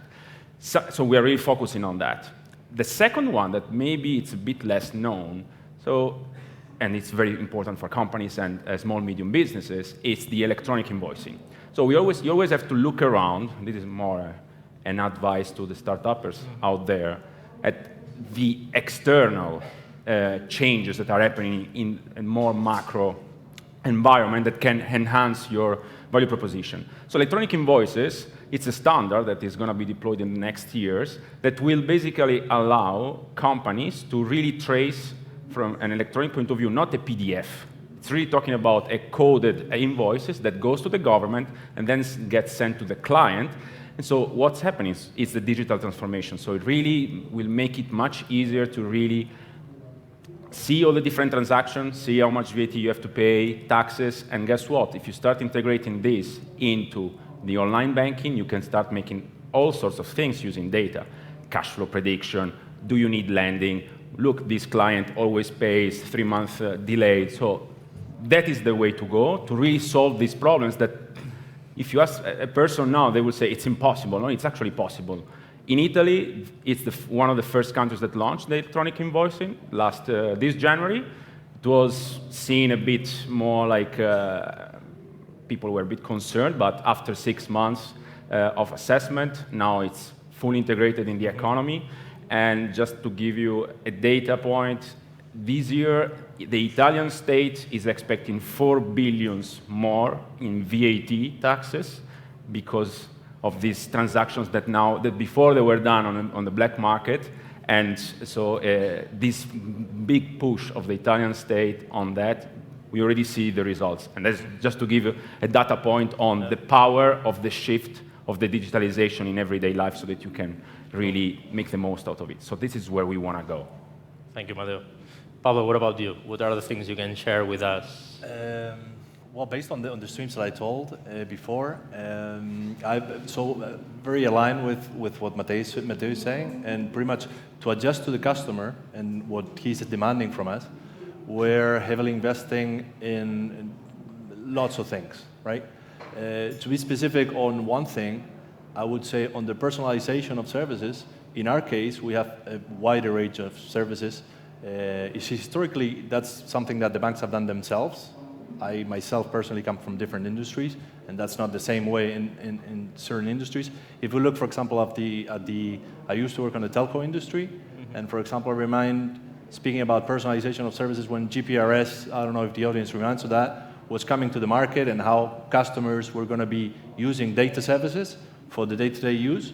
So, and then Apple came along, Apple Store, Play Store, then Netflix, and I mean, it's still going on. That's something that hasn't happened in banking. We know we cannot cope that by ourselves, so that's why we opened the Open Innovation Program that I lead, and where we are doing is just partnering with best actors in each sector to deliver services to our customers. That's one of the big things that we're doing. We're also trying to raise the bar on customer service, which is complicated. All of us expect the same service from the different providers that we have, from the one we're getting from Amazon or Apple, and that involves a lot of technology, a lot of people, that's complicated. So basically, those are the two axes. Cool. Paco, what about N26? So when we think about what N26 is doing for the customer, we believe we're very much state-of-the-art and going into that direction of what the future looks like. And what N26 provides is a solution that allows the customer to have control over their finances in two main ways. So first, to be able to track properly how their financial life is, and on the other hand, to be able to move money in a very easy way. And just as a recent release that we did, we launched Spaces. That's basically sub-accounts where you're able to move, like basically sliding money from one place to the other. And in those spaces, you can have shared spaces. You can have space shared with your couple, with some friends. You can open and close it as a WhatsApp group. So that's a very, I would say, smart way of actually understanding how you can move money around and how you can actually make life simpler for the customer. We're going into that direction. Having said that, you were asking, where are we going to be 5 years from now? I can say that 3 years ago, we wouldn't expect us being where we are right now. So the goal is 5 years from now to actually be serving 1 million customers and make sure that we are providing that bank, that global mobile bank that the world loves to use, basically. Cool. Thank you, Paco. From Guppy's perspective, I'd split it up as looking at it in terms of the emerging economies and developed economies. So from an emerging economy perspective, so we've been reached out proactively by several large e-commerce participants in these economies that they're providing services to their customers on their mobile phones by marketplace apps, and that could be a gateway to get additional services. That could be a gateway for identity. That could be a gateway to payments, to lending, all kinds of other types of services. And so if we can provide that integrated background, once again, that pushes control to the actual data owners, that's something that can be quite transformative. Looking at the established economies, I'd say we've gotten outreach from several large banks who have, so for example, there's this thing called synthetic identity fraud in the States, where people will take bits and pieces of a real person and make a fake person, but the existing systems aren't able to combat that. And so we've talked to them about how we might be able to use these new technologies to help combat that. So in established economies, we're more like a vitamin, and then emerging economies, we could be like the main solution. Cool, thank you. So conscious of time, we have 4 minutes left, and I would like to probably do a final question to each of you. If you can answer with 1 minute, so it's going to be quite short, but conscious that we have a quite big audience here that is probably creating companies and with an aspiration to be where you are in 3-4 years, in terms of growth and customers. Could you help them understand which is the number one thing your company does different to achieve this growth? I don't know, you are in 26 markets. Matteo told me that they are going to be launching soon in Spain, no? Italy, and then after that in Spain. So what your company does really different to achieve this growth, and what you would recommend to them? So we like to call ourselves that we have developed a bank talking via Slack to our customers, just to give the meaning of how close we are to them. So even just a Slack message away instead of waiting the email or calling to get the feedback.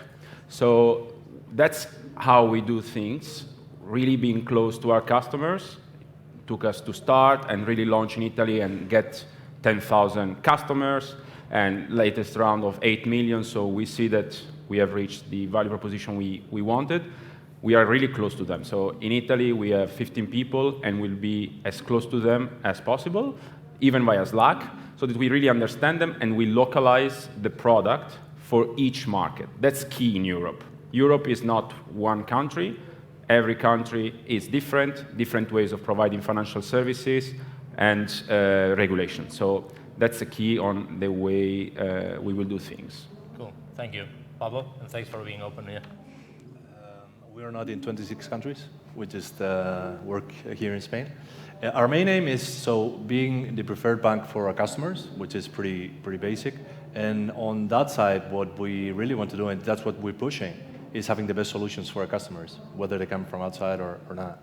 And that's where we are putting all the effort on bringing our customers the best solutions. We've done it in the recent years, and we're trying to keep pushing and keep having the bar high so our customers are happy and work with us.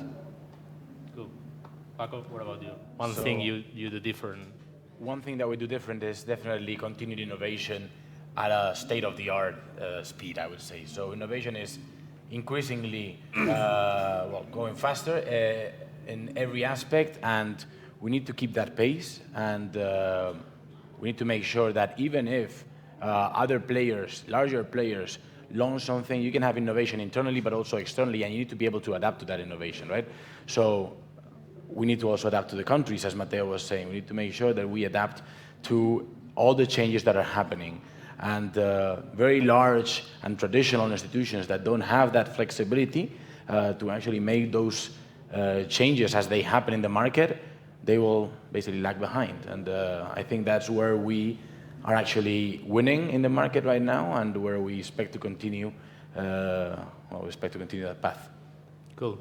Sanjib? Yeah, so I'd say, so for example, 15 years ago, I worked on a mobile payments test for Citibank. 10 years ago, about 10 years ago, I worked on Google Wallet. 5 years ago, helped build Money 2020. So, I've been working on big bank, fintech, big tech, and I think that, from my experience, they all suck and they all do good things. So you have to pick out what is good about each, and I think sort of have a ecosystem view, and I think that involves thinking for yourself. That involves not thinking about what that person who had the job before you did last year, and I think that's really important for us. Is like when we're looking at credit data, I don't fall back on what's been done for 50 years. What are we going to need for the next 50 years, and why? And once again, thinking things through as opposed to defaulting to status quo. Cool. So we have 23 seconds left. Anything you want to add, guys, to convince anyone in the audience to become a customer of your banks? Hopefully we convinced them already. Yeah? Cool. Okay, thank you very much to the organization. I think we're on time. Thank you. Much. Thank you. That was a fantastic panel. Thank you to Paul, Matteo, Pablo, Francisco, and Sanjib. Thank you so much. That was wonderful. I'd just like to point out to you all, there's plenty of room in here. If you're at the end, come in. If you got to go, that's cool. But there are seats down the front. Make your way down to the front. If you thought that last session was awesome, if you think any of the sessions are awesome, download the South Summit app, and you can actually give immediate feedback. So that was a session we just had. So I'm just going to give it 5 stars like that. 1, 2, 3, 4, 5, send. That's it. Give your feedback. Did you think one of the speakers was particularly brilliant? I tell you what I found surprising from that last session was that 75% of people in this audience have at least 3 bank accounts. That's incredible. That wouldn't have been a situation here 5 years ago, I guarantee you. So we're going to move on with our next speaker, and it's an absolutely fascinating topic. You're all familiar with the world of blockchain. With this gentleman is the co-founder and vice chairman of blockchain.com, and he's going to share with us his thoughts on blockchain and the future of money. Please give a very, very warm, loud, early morning welcome to our next speaker, Nicholas Carey. Thank you. Thanks. Okay, good morning. I think we'll just get right into it. My name is Nicholas Carey. I'm the co-founder and vice chairman of blockchain.com. I'm the co-author of something called The Future is Decentralized. And a few years back, I started an entrepreneurial organization called sky'sthelimit.org. And it serves underrepresented young adult entrepreneurs all over the world, and welcome anyone's participation to that project. Today, I'm here to talk about the future of money and give you a small update on what we've been working on over at blockchain.com, and then explore some of the macro changes in the crypto and global markets and some of the implications for those things. So if we can get the presentation up on the screens, that would be helpful. Okay, it's running on that one. Okay, thank you. So, future of money. At blockchain.com, we've been focused since 2011 on our mission, which is essentially to wrap the whole planet in software that makes it possible for all people to send, receive, secure, and exchange digital forms of value. Now, fast forward 7, 8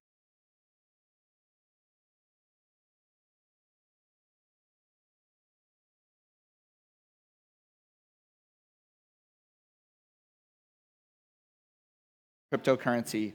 Last year, we had over 10 million people sign up when we gave away $125 million worth of Stellar to introduce new users to crypto. Today, over 25% of worldwide global Bitcoin traffic is originated from blockchain.com wallets, and we have active users in over 140 countries. Spain is actually one of our top European markets, and I'm really excited to be here today to share with you some exciting things we've been working on. So wallets look like this. They're very similar to things you've probably interacted with before. Important. Cryptocurrency wallets allow you to have control and custody over your financial sovereignty, and this is a really big deal. If we zoom out and look at the macro portrait of the economy today, we have a trade war going on between two of the largest countries. There's probably an impending recession originating potentially in Germany. You have Brexit that's looming. You have other countries where there's been a colossal collapse of confidence in currencies. And most of the major financial institutions are predicting a worldwide recession over the next 12 months. So in this context and in that climate, what kind of tools and what kind of financial assets do you think you're going to need to have exposure to protect your wealth? And our argument is anti-fragile assets and things like cryptocurrencies present a really interesting and unique alternative for anyone's investment portfolio. But that's just one use case for these things. Millions of people rely on cryptocurrency every single day to do basic things like settle payments and send payments back and forth across borders. It's instant, it's almost free, and anyone can use it. All year long, we have been working on a special and secret project that I'm excited to share with you today. It's been really hard for a lot of people to get their first crypto, and when they go to exchanges, those exchanges are slow, they're cumbersome, and they aren't necessarily built by world-class teams. Well, we have been working in secret on a project we call The Pit. The Pit is an homage to the old trading venues that our grandparents used to use, going around, running around with pieces of paper. But we can build something better, and led by the chief architect of the New York Stock Exchange, we've built the world's fastest matching algorithm in the history of time. This is what it looks like. It's a trading venue for anybody. You can sign up in under 90 seconds and begin to start trading cryptocurrency, and we'd love to have you guys test it out. We have launching new cryptocurrency pairs every single week, and we'll be adding more assets throughout the rest of the year. Now, we filmed a small commercial with someone that knows a lot about the future, and I wanted to show that, and then next I'll move on to broader updates around the industry, but I thought this would be kind of fun to share with you guys. So introducing our commercial we filmed with William Shatner, famous for his time in Star Trek, and if someone knew something about the future of money, we thought he might be able to help us out. Hope this works. Yeah. Everybody, down! Hands up! Put the bag in the money. Put the money in the bag. Trying to secure your financial future with plain old money, huh? Just put the money in the bag, will you, please? Sure. It's just that if you really want to grow your portfolio, you should probably be trading crypto in the pit. What's she talking about? What's the pit? We tried trading crypto, but our exchange was so slow. Yeah, not to mention how often we got locked out of our account. You should try trading in the pit. It's a brand new crypto exchange powered by blockchain.com. It's actually really fast and reliable. Damn it, why didn't we think of that, Bill? You idiot, you used my real name. Bill, from spin class? I thought that was you. I was there once.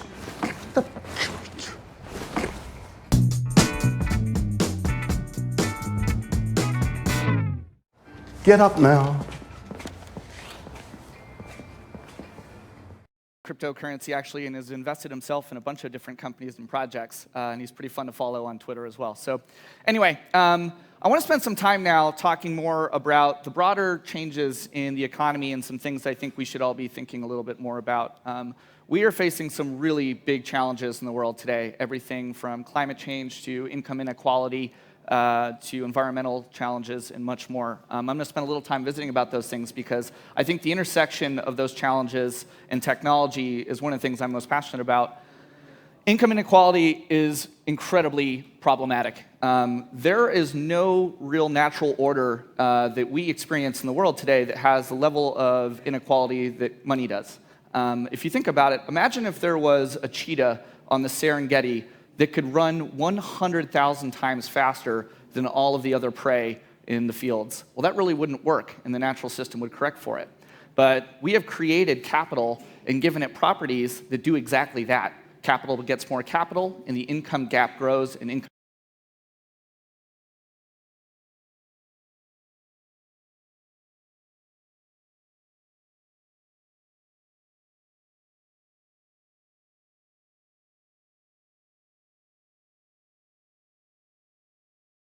rather devastating to the economies of the world. So we really need to think about this carefully.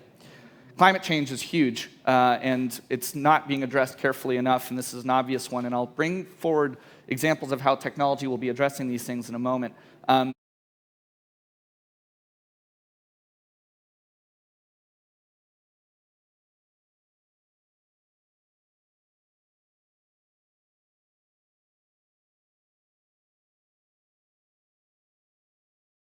Some really big issues there. This should concern everybody in the room. The future of work. We hear a lot about how AI and machine learning and artificial intelligence and these things may consume jobs.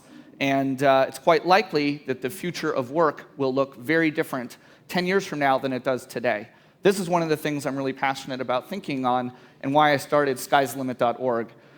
So many big companies and so many big institutions are focused on how do we increase workforce engagement and upskill people. But really, we should maybe be thinking a little bit more about is how do we help people become creative and become entrepreneurs? It's entrepreneurs that build the businesses that create the jobs of the future. And these big challenges that you just saw are only going to be addressed through entrepreneurial and creative innovation. And so if we think about that and step back, how do we inspire the next generation of young adults to have the confidence and the toolkits and the skills to go address the problems of the future? And there's some interesting things that are being done there. So most economists agree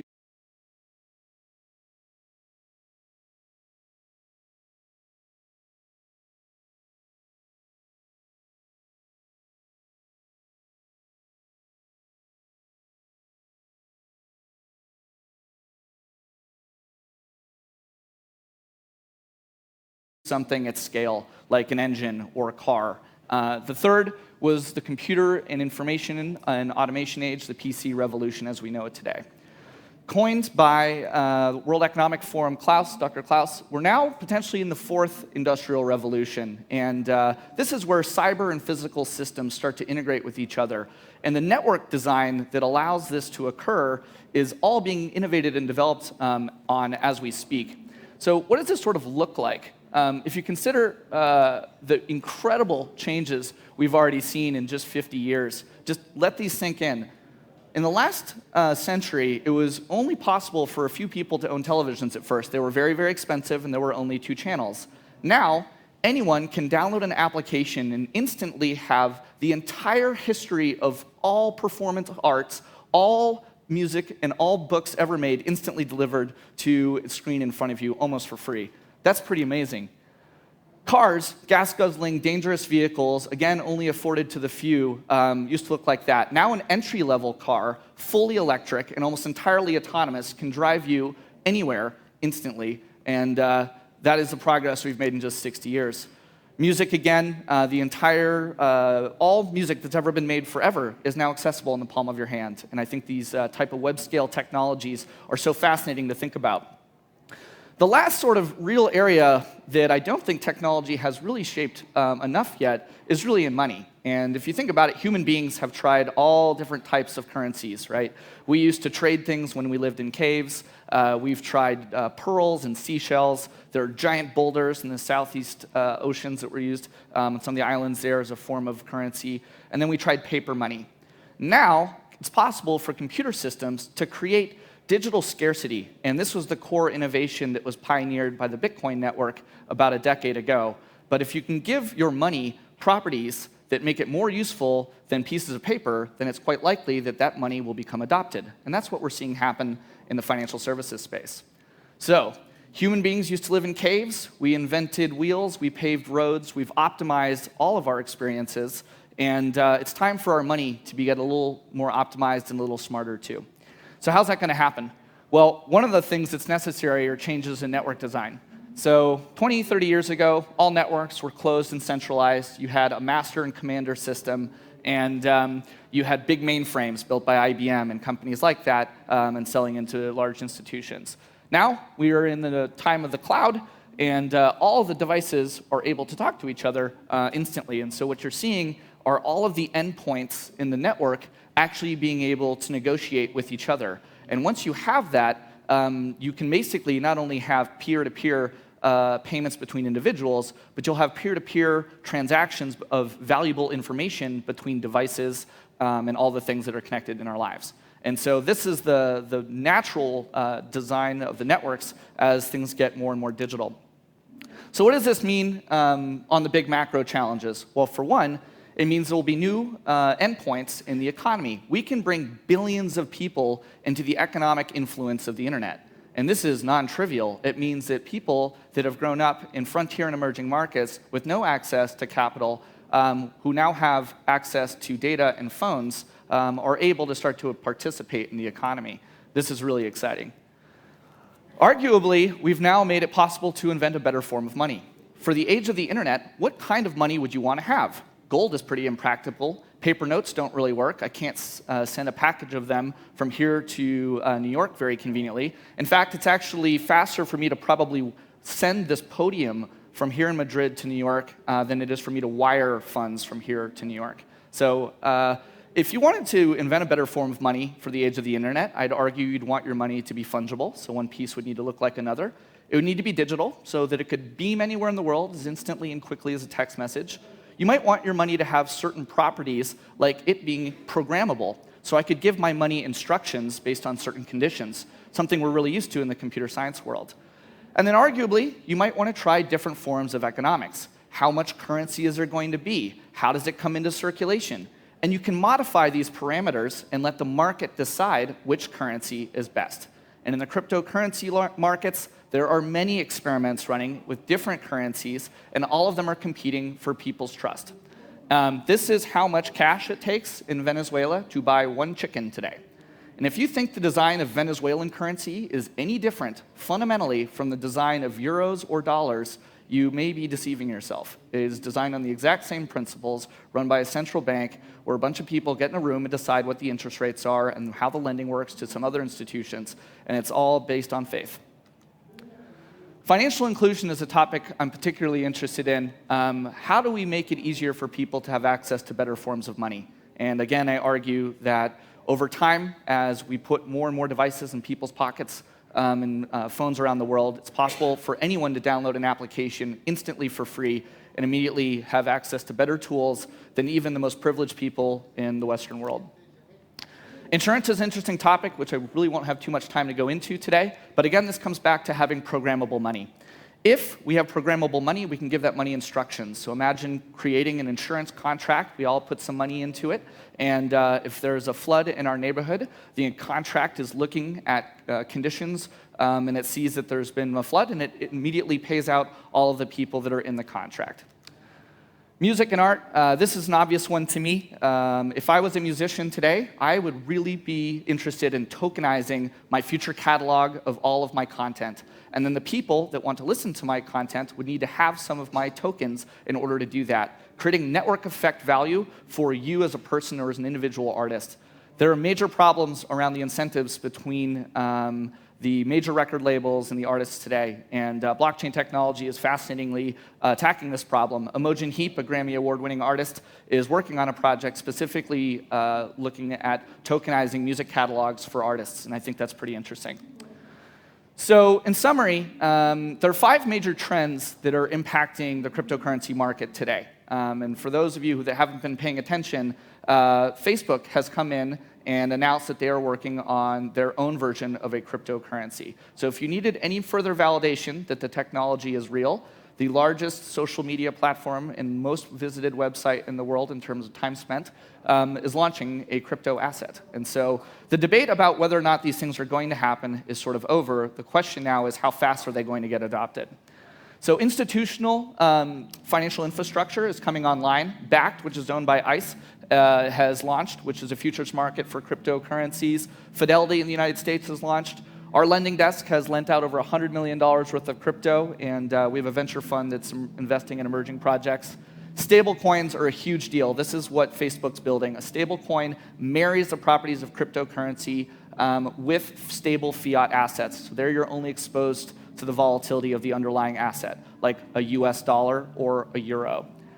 Decentralized finance is kind of like the most intense thing that's probably happening right now. So these are like applications that are running around the internet that no one actually controls.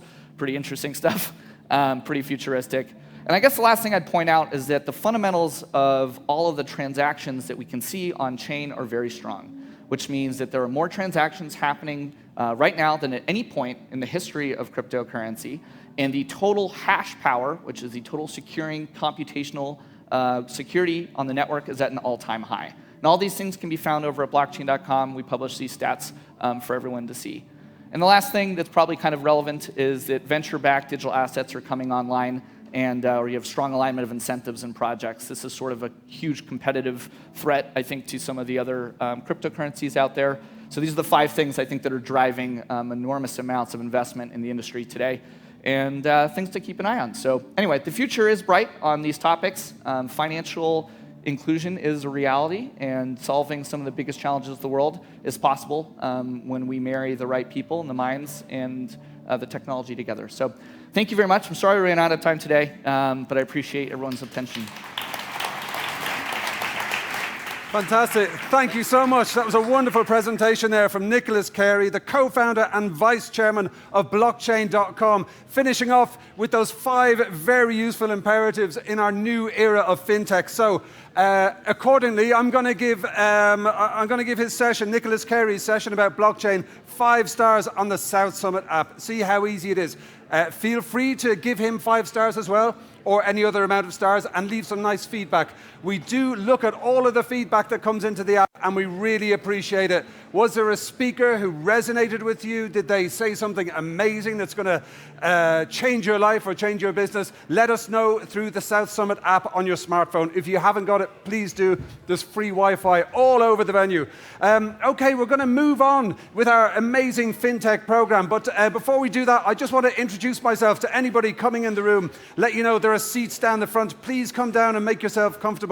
My name is Oisín Lunny. I'm Professor of UX-Driven Business at Barcelona Technology School, a senior contributor to Forbes, music editor for Phoenix Magazine, and if you connect with me on social media, I will send you a mixtape. I'm not even kidding. I make a mixtape every month and send it out to thousands of people all over the world. It's something of an obsession/passion. So if we connect on LinkedIn or through the wonderful South Summit app, I will send you a mixtape. Okay, just had to get that little plug out of the way. So we've really been looking at a lot of these key trends this morning. I mentioned those 4 pillars that Forrester defined as the 4 business imperatives in the age of the customer: turning big data into business insights, becoming a digital disruptor, completely transforming the CX, and totally embracing the mobile mindset. Because as we saw in that last presentation, people behave in a new way, a way they've never behaved before. There's traditionally been a market of scarcity. Now there's a market of abundance. Humanity is seen as the bottleneck in the war for attention. The Netflix CEO said his biggest competitor was sleep. So very interesting to see that concept of scarcity in digital finance just mentioned just there. So now we're going to move on to our next session. Please do keep coming in and find a nice comfortable seat. Now we're going to find out all about the fintech ecosystems and what are disruptive startups up to. That old saying, disrupt or be disrupted, has never, ever been more accurate. And we have a fantastic speaker, a fantastic moderator for our next session. He is the academic director of the Masters in Finance at IE Business School and also the chief economist from Arcano. And he will be introducing a wonderful stage full of excellent expert speakers. But please first give a huge, warm welcome to our next moderator, Ignacio de la Torre. Come with me. Come on,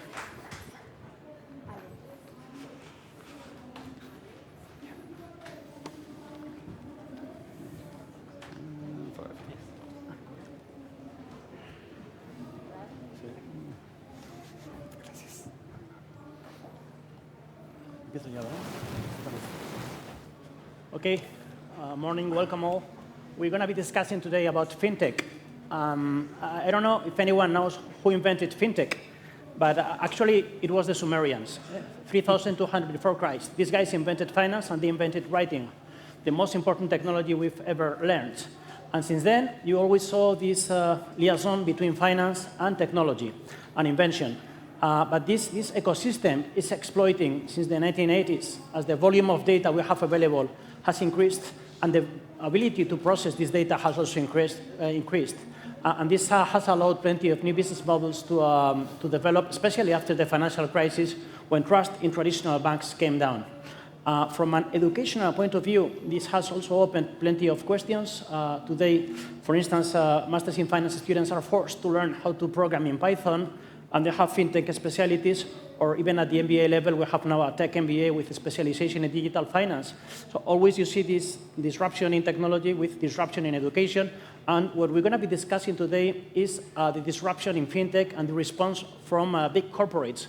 I'll give you one example. Alipay has been able to get more clients in 10 years than Citigroup in 200 years. So we're going to be discussing which are the factors behind this. And to do that, we're going to be having in our panel, on one hand, Ralph Weigand, which is the Regional Sales Director of TradeShift. We also have Jennifer Levy, which is the founder and CEO of Change Labs.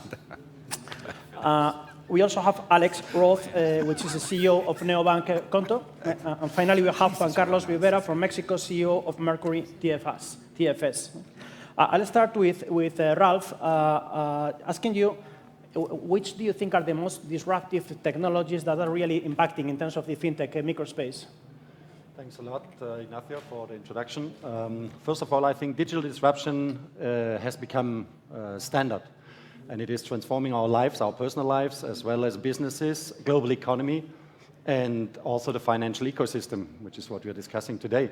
And of course, all the new technologies around mobile, Internet of Things, and all of that has dramatically changed, and also the pace of change of this whole industry. And I think following the examples of the, I don't know if we can call it platformization, has changed the overall ecosystem. And platformization, we're used to that around companies such as Uber and Airbnb. Everybody's using it more in the B2C space. Of course, companies in the finance sector like Fintonic here in Spain, but also this is moving now to the B2B world. You know, companies like Conto, Revolut, and companies like that are changing the way of working. I think this platformization is really attracting innovation, because a lot of new players suddenly have the opportunity to reach out to a large population, B2C as well as B2B, and completely changes the world, if you like. So, you know, the digital disruption has come, and it will stay here, and it will change the world much more significantly going forward. Thank you, Ralph. Going to Jennifer, can you let me know, your company is linked to financial health, and you believe that this financial health is the future of retail banking. Can you elaborate on this thesis? Yes, I think that financial health is going to be the new business for banks, for traditional banks. They understand that just being a bank and keeping deposits and serving loans is not going to make it in the new world where, you know, neobanks are popping up all over the world and are being very competitive, seeing exponential growth. The traditional banks that we're speaking to have very strong concerns around attrition, especially when it comes to millennials, especially more when it comes to new customers, and they understand that they need to shift their ship in a direction where they put the customer's financial health in the center of their attention. And there are ways for them to do that. They have enormous amounts of data that they can utilize, and we're helping them utilize that those data lakes that they have. There's technology that they can use today with AI and machine learning and the ability to use computing systems in much more robust for older populations. And eventually what happens is that once they center around financial health and they're using us sometimes to automatically improve financial health for their customers, the bounds between retail banks and customers are strengthening, the experience is improving, and they are able to compete, to keep those customers that they already have and to attract new customers. And I think that's it's showing very good results as we move forward. Thank you. Alex, you are CEO and founder of Neobank. Now, can you tell us how did you come up with the idea of founding a B2B Neobank? Yeah, well, I think quite simply, we started a first company with my co-founder 6 years ago. And as any entrepreneur starting a company, we had to open a bank account to manage our finances, pay our employees, pay our suppliers, etc. Do our bookkeeping and accounting every month or every quarter, and it was a big pain. And at every step of the way it was a pain. So opening the account was a pain, paying our clients was a pain, paying our suppliers was a pain, doing our bookkeeping was a pain, understanding how much we're paying for our bank was a pain, getting in touch with our bank relationship manager was a pain. And so that was the company that we did before, Conto, and that company was acquired in 2015, 2016. And so we sat down with my co-founder and we said, okay, we were happy working together and founding a company together, so let's do it again. And the idea that instantly came to our mind was, okay, let's fix what we've seen was very broken. And so that's how we started Conto. And we're trying our best every day to make small businesses' lives easier with a smooth, easy, agile banking service. And so that's how the idea came, basically. The need. Okay, Juan Carlos, let us know your opinion. We're discussing about the fintech disruption and the response from corporates. Do you think that both can coexist? Well, thank you first, Ignacio, and good morning. Yes, of course, this is something that is happening at the same time. First, of course, every SMEs or corporate needs to automate their process and digitalize them, but also at the same time, they need the help for fintechs. So in both sides, in both ways, these entities are trying to digitalize in the best possible way. Of course, it's a matter of cost, it's a matter of security, it's a matter of compliance. So it taking the best of every part of this equation. Mm-hmm. Okay. Going back to Ralph, based on your experience, how advanced do you think that large corporates are in the process of digitalization in order to face this new wave of fintechs? Yes, so first of all, I think what we see is that many large enterprises still, unfortunately, work very paper-based and with lots of manual processes and many steps before they come to an approval of a process or that the process can flow automatically. And the new technology around on-demand cloud computing has changed it significantly. Again, platforms where you can have companies that on these platforms can provide applications that is almost plug and play. We are used to that in our private life. So your mobile phones, everybody, if we would ask in here, the people, the kind of apps that they have on their mobile phone, and I'm quite sure that there's not two people who have the same apps on their mobile phone. While in the B2B world, that is completely different, because in the B2C world, if you don't like an app, you just delete it and you put a new one, which is just what you like. But we are used to these on-premise large software systems that take you years and a lot of money to implement, and this is changing because of this on-demand and the platform system, which means companies can really react much quicker to market needs, which of course will leverage them in the market. They will become more competitive versus their competitors, which is a good thing, of course, at the end of the day. But of course, they need to adapt these kind of solutions and working with this platform, being open and really implement those. And we are helping companies in that perspective, automating the process, being able to transact automatically, automate the processes, and also interact and collaborate and share the information between them. So this is important for the process automation at the end of the day. Thank you. Now going back to Yannick, can you let me know, now when you think upon your company, what do you think is the unique value proposition? What distinguishes you? That's a great question. So there are lots of companies and technologies that are being offered to retail banks. What's very unique and different about our technologies, first, we're only using transactional data. So we're based on behavioral economics and researches that have been done in the Hebrew University in Jerusalem for the past 20 years. We only need transactional data in order to understand behavioral patterns. So we're GDPR friendly. We don't need any personal identifiable information. We don't need to know who's the person behind the account. That's one. The second thing is that we can do very accurate predictions and suggestions based on 90 days worth of transactions.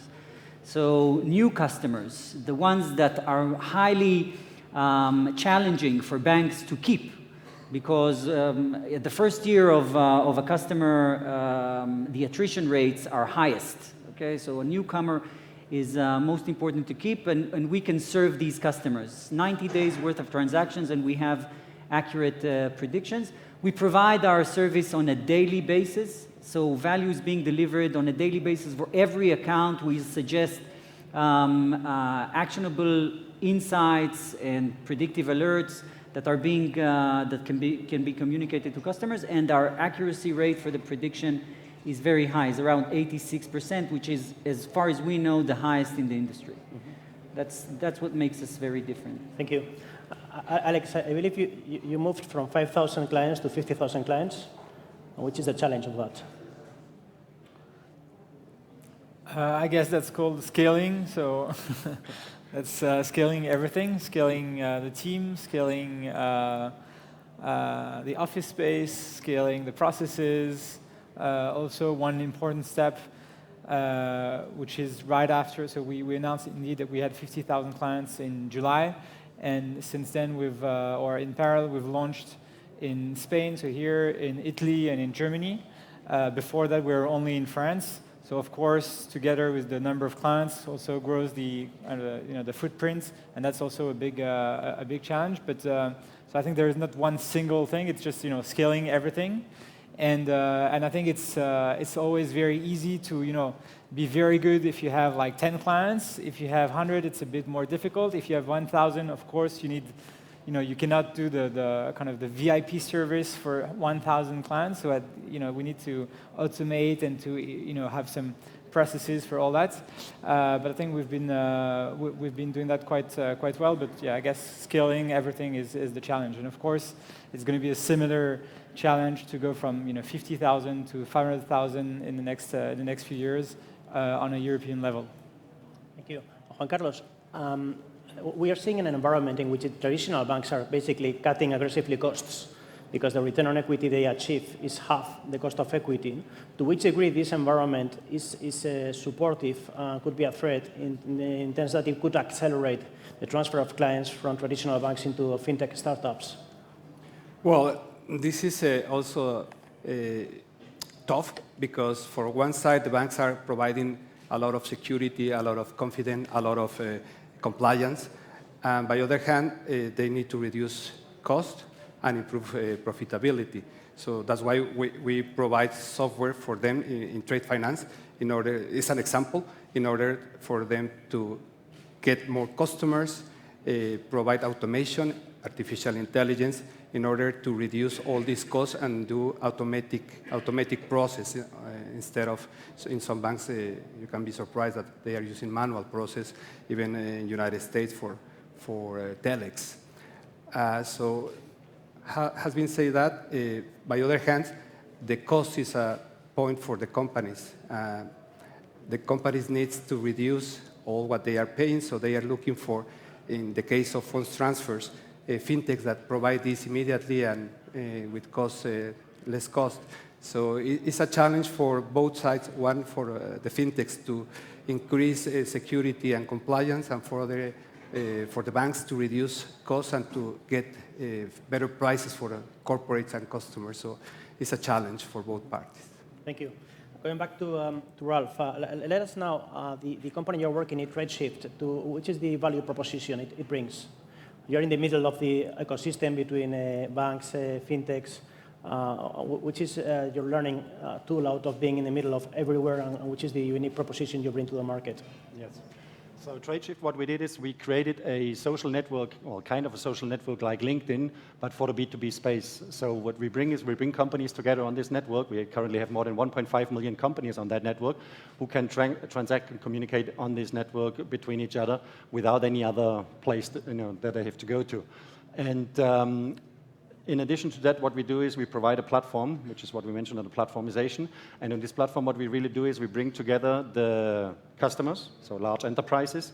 We bring together the suppliers. There are many thousands or hundreds of thousands of suppliers between large, small, and medium companies, and also the banks or other financial institutions. And we bring them together all on one same place where they can transact and provide, with regards to financial services in this ecosystem, can provide financial services. So for example, we are mainly working in the area of trade finance together with large banks. For example, Banco Santander here in Spain is a partner and an investor in the capital of Tradeshift. And what we do is really then we are in this one platform. Depending on the program that you're in, you can offer to your supplier supply chain finance, so confirming in Spain, or you can do dynamic discounting, or you can do factoring, the traditional factoring through different funders. And all of this is done on one same place, which means it's very easy to use.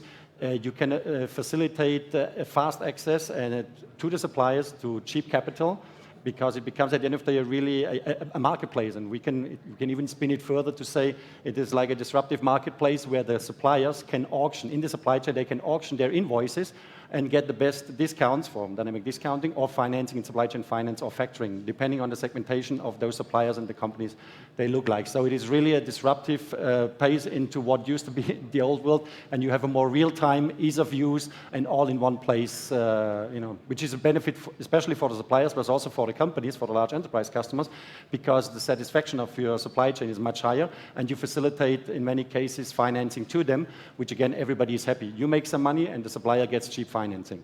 Understood. Going back to Jennifer, fintechs, startups, they bring innovation.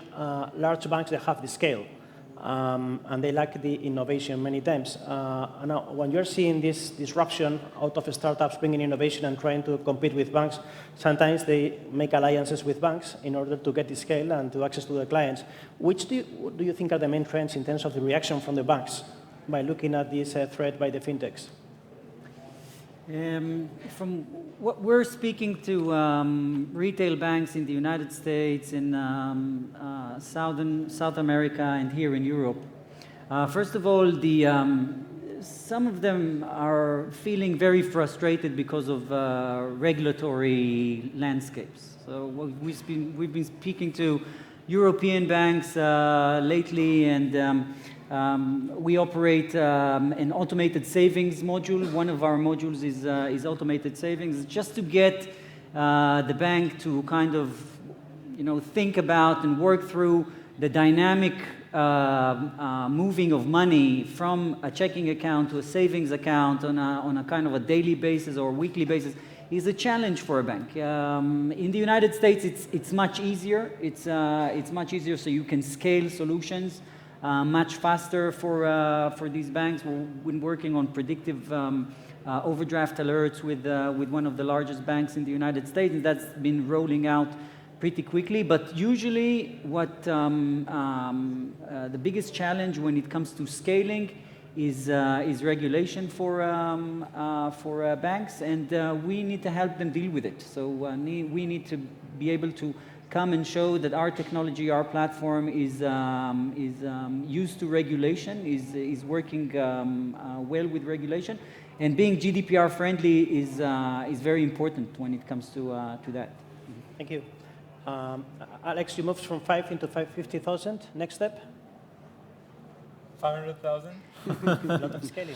So a lot of scaling, and again, especially as we're moving to new countries. I think we're trying to find the right balance between localizing the product so that it perfectly meets the needs of Spanish entrepreneurs, Spanish small businesses, and same in Italy and same in Germany. But also, of course, I think the point of being a new player is that we see that most SMEs in Europe, and especially in the Eurozone, have the same needs, the same pains, the same frustration with traditional banks. So 80 or 90% of the product is the same, but we still probably need the 10-20% of adjustments and localization to be a really great value proposition. So that's, I think, the challenge for the next few months, I would say. And then it's really, again, scaling across Europe. And potentially, if I come back here next year, maybe the next step will be outside of Europe. But I think for the next 12 months, we'll be focusing on Europe. One question for any of you. We just had a quite weird example of valuation with WeWork. So venture capital centered at $44 billion valuation, and the stock market was paying $12 billion. And it reaches a point in which the market wants to see profits. No? And what they complain about many startups in fintech, such as Revolut, Monzo, is that they don't make profits. Now, to which extent this tension between keeping innovation and keeping losses, and then the market asking for profits to be able to value a company through price earnings, where do you think both converging? Any of you has an opinion on this point? Well, the banks has an advantage because they have more time in the market and they have more strong financing. So, in my opinion, in niche of business very complex, the banks will always be more accurate and with more benefits and with more security for customers. The challenge for the fintechs is to get to that part, but as you say, they need to invest and they need to bring money. So technology should be in place. They need to be close to the customers and try to reduce the price, but this is a long time to get them the same level as the banks, in my opinion. Well, go ahead. To adding to that, I think it is, as long as Tradeshift is pre-IPO, venture capital funded, as long as you provide continuous growth and show that you have a path of growth. For example, we grew 200% year over year last year organically. So as long as you keep that pace, I think it is not so important to show the profits in the company, but you need to have a vision, you need to have innovation, you need to bring new products, you need to grow in terms of market share, you need to grow in terms of customers. And as long as you provide that, I think you have a good path before you have to come to the conclusion of presenting profits. Okay, and another open question. We have discussed fintech, startups, innovation, banks. We have forgotten big techs, which are entering aggressively into finance. Amazon, for instance, of course, PayPal, which has a market cap above that of Banco de Santander, and recently Libra. Now, which do you think is the threat or the main items of big techs entering into finance? Nifio? I think the biggest threat when it comes to Amazon and other players that are going into financial services is the fact that they already have a very strong relationship with a large amount of customers. So for them, customer acquisition is a non-issue. And that's one of the biggest barriers when it comes to challenger banks and neobanks that are popping up. The customer acquisition journey is hard. Okay, it's hard to acquire customers, it's hard to retain customers, and their brand relationship, Amazon and Facebook and Google, they already have a very strong sense of brand and relationship, and that's leaping them forward. So once they, go through the bureaucracy and they show that they're regulatory comply. They're going to become big banks in one day. So they're not going to grow over 5 years and scale and things like that. They're going to be big. And that's the biggest, I think that's the biggest threat to the traditional banking service system. Yes, plus, obviously, they already have like all the data and like lots of things, and so it's plus as they're tech or let's say, yeah, most of these are, let's say, tech companies. They have kind of a tech culture, they're, engineers in-house and so on, so they're probably much more likely to come up with a nicely, designed solution, nice UX, nice UI, and so on.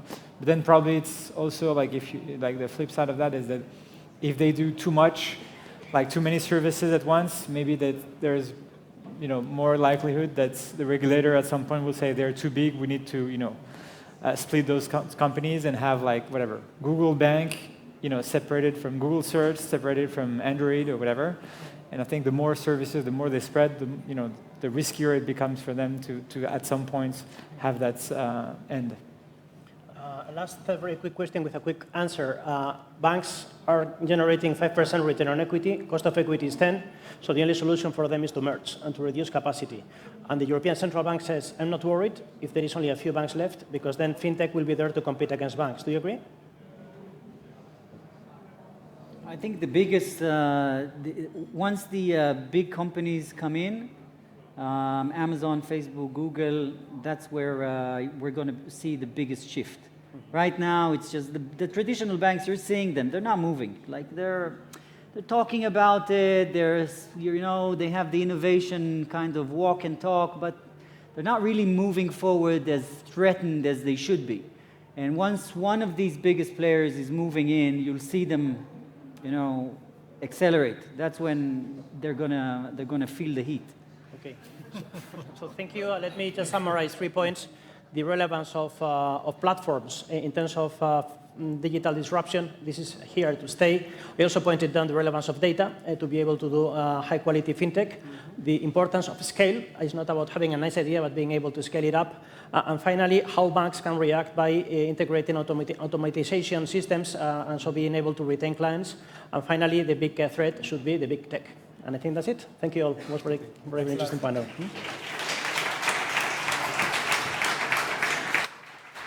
Wonderful. Thank you so much, Ignacio, and all of the panelists there. That was absolutely fascinating. Gracias. Thank you. So now we're going to do a quick kind of room changeover. There's lots of people who want to come in, a few people who want to go out. That's great. Make yourselves comfortable. I'm just going to share with you that last week I co-chaired a conference in London called Cybos, which is run by Swift. You might recognize the name Swift when you transfer money globally. And we had a whole day dedicated to the next topic, the topic of our next session, because it's so important, this idea of open banking. As we heard with the last session, we're moving from an age of products, and we've gone through the age of services, and now we live in an age of interconnected ecosystems, of platforms that overlap seamlessly. And open banking really is the key to unlocking this potential, this whole new market based around innovation. Now, one speaker I introduced last week was from the Commonwealth Bank of Australia. And to give you an example of what open banking can do, using things like APIs and PSD2, is if you're a customer of the Commonwealth Bank, it will actually look at your economic situation. It will look at other things in your lives. For instance, if you are a single mother, you have children, you're running low on money, it will tell you if you qualify for a grant for heating. It will look into government APIs and say, we can see you're at this level of income, we can see you're in this situation, and we can tell that this is coming up, so why don't you apply to get this extra $400? And he had so many great examples of that. That is literally the real life difference that open banking can make. And it's all around innovation, all around APIs, and so much around mobile. So we're very grateful to be introducing our next brilliant panel of speakers. And I'm going to introduce the moderator, who's then going to bring his speakers on board. Our moderator is from the World Bank Group. He's a digital financial services specialist. And the World Bank Group do know a thing or two about finance. He is also a professor at IE Business School. So to discuss how unlocking the potential of open banking, please welcome to the stage Luis Maldonado. Thank you. Yes.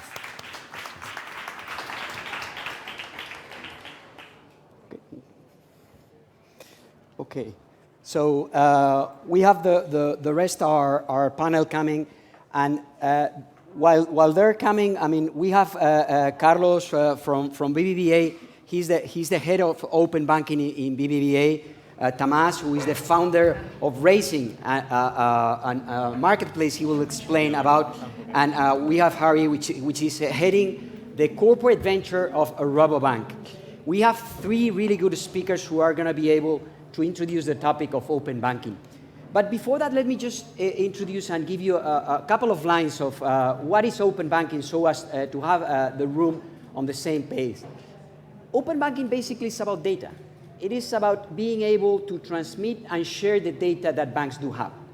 And basically, open banking happens, and is usually happening, thanks to the so-called APIs, application programming interfaces, which is a middleware with a set of protocols that allows that different players talk among them and share data in a seamless and secure manner. So when we're talking about open banking, basically, we're talking about a movement that actually allows for banks to become engaged in the ecosystem. And in the end, the main beneficiary of that is consumers, we as consumers, because in the end, it allows for different services, for different innovation, etc. It's a lot of talk about open banking when we talk about regulation. There's a regulatory part to that, but there can be open banking without necessarily the introduction of regulation. Some countries are pushing for that regulation. The UK was the first one, and the European Union with PSD2 is also leading the way. There are some other countries, especially like Australia, now Mexico with the fintech law, etc. Around 13 countries have regulated open banking, but open banking is happening anyway. So I have these three leading speakers that actually know well the open banking and what's happening. So I'm going to just leave the floor to each of them to maybe introduce themselves and actually give us a little bit of how they approach open banking and how they see the business. So, Tamas, maybe we can start from you. Sure. So my name is Tamas. I'm one of the founders of Raisin and CEO of the company since the very beginning. So Raisin is all about open banking because we do not have own products.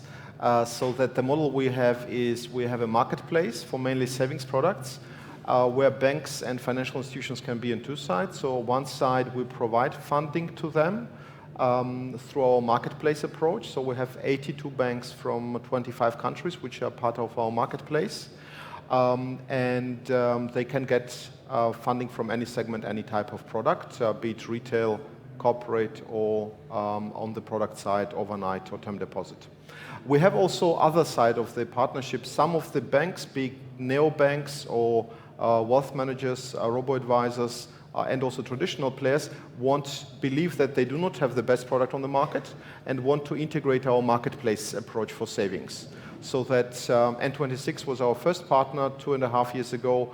By now, a lot of others use the API. So it's, for example, Moniz, it's Yolt, Scalable Capital, Commerzbank, Legal & General, and a lot of others in Europe who, in one segment or another, are using our API to give their customers access to a better and broader savings options. Okay, thank you very much. Carlos. Sure, thank you, and thanks for the invitation again, and thanks for moderating, Luis. I'm heading the open banking unit at BBVA. As you know, BBVA is a bank, and as a bank, for us, open banking is the capacity for start offering financial services and products through third-party channels. Of course, it's enabling new channels for the distribution of our products. Also, we have in some countries banking as a service business model where we are enabling third parties to start offering their own products using our platform. But basically, it's creating new opportunities for us and for our clients, both sides, in the consumer side and also in the enterprise side, start using our APIs for doing different kind of financial services. We have account APIs. We have also consumer loans APIs. We are enabling for enterprises APIs as a channel for performing regular transactions with us. Then it's a huge opportunity, a new way in the banking sector, even when the API topic is maybe from the last century in many other industries. But for the financial sector, it's a topic that is just starting a couple of years ago, starting to being developed in the financial sector. Thank you. Harry. Yeah, I'm Harry Vollaert. I'm heading the corporate investment arm of the Rabobank, which is a Dutch-based bank. It's called Rabo Frontier Ventures. It's a 150 million fund. We invest in fintech startups as well as agri-tech startups, which is a specific angle, and that relates to the background of the bank. We're a global leader in the food and agri space, so it also makes sense to make investments in the agtech space, and there is actually an interesting sweet spot between fintech and agtech, but that's for another panel session, I guess. So if you talk about open banking and the definition about open banking, last year at the Open Innovation Forum here, Henry Chesbrough was here, and he actually set the stage on open innovation, I think already 15 years back. And his definition is more or less, it's a mixture of internal and external resources to, create new services for your clients. So, and of course, the platform, an API platform or an open infrastructure is a very important condition to do so. But finally, it's about, new services towards your clients. So if you look at the bank itself, so they do 3 things. It's just, it enables now to create one overview of all your banking services, regardless which bank you are banking. So that's also what the Rabobank tries to achieve. Secondly, it's called banking as a platform, which means PSD2 is of course all about transaction data, but you can also provide third-party services on top of your platform. instead of trying to invent everything by yourself. And the third item is banking as a service, which means you can also leverage additional assets of your bank and deliver that as additional services to your clients. And one of the examples that Rabobank is working on it's called like e-business, which is more or less an identity service to the corporate clients, to the corporate clients of the bank. That's actually done together with Signicat, which is a Scandinavian-based fintech. Yeah, so great. A lot of things happening and a lot of business areas that are being affected by open banking. Carlos, maybe you can, I mean, you're leading a bank which is leading the way on what happens on open banking. Maybe you can tell us a little bit, I mean, what do you see really the opportunities around open banking coming from, and beyond regulation, where do you see open banking unfolding? I think there are many opportunities that are rising here. One of them that we are exploiting a lot is partnering with other big companies or big tech companies for start offering new products into the market. I think one good example is a product that we launched a couple of months ago with Uber. That is a driver card for the drivers in other countries to start opening an account in the same front Uber, in the Uber app. No need to go to the bank to open the account or to perform transactions in it. That was possible because we were able to create a partnership between those companies, between the two companies, to start offering those kinds of services that is opening now the opportunity for creating other products around that specific one. And here, I think the main topic here is that we are creating opportunities to start entering into digital ecosystems. The topic of digital ecosystems or new digital ecosystems that are rising everywhere is allowing us to start acquiring clients in a different way than in the past. Then that's one example of an important opportunity. Digital ecosystems together with open banking it could be maybe a formula where traditional banks as BBVA can grow into the future. That's a great I mean, contribution. And actually, talking about alliances, partnerships, Tamad, you have a marketplace. I mean, you see both sides. You see corporates, you see fintechs playing around that. I mean, where do you see the challenges and maybe the magical recipe for a successful joint venture between different players? Yeah, I think so. The topic is very much in fashion. I'm seeing that we are like far below potential what's possible in this area, and especially I think large banks and financial institutions are struggling a lot. So probably we have at the table some of the most prominent ones, but I would say even there is a cultural struggle inside. And the topic is, I think there are three basic barriers which are very heavy actually to embracing open banking. First is it's in the balance between delivering the client best products and cannibalization. People tend to still be on, oh, let's retain our revenues, let's not open up, let's have the way we had it 20 years ago. That doesn't work that way anymore. And I think the realization is very slow to spread across banks. The second thing is, and I think BBVA is really innovative there, the way people do business in open banking, they try to replicate the normal bank compliance, normal legal, so all infrastructure which they have inside the bank, which doesn't work that way. So because both the connectivity is different, the security of the system is different, the way people interact, identification is different, and transporting the old service infrastructure inside the bank into that one, that kills the business most prominently. And the third one is we have a lot of cases where actually fintechs and banks try together. I think really 95% of the cases fail because it's different expectations. So a fintech like us, very willing to help, but at the same time we have a business case. So we expect the partner also to deliver some volumes and customer on their side.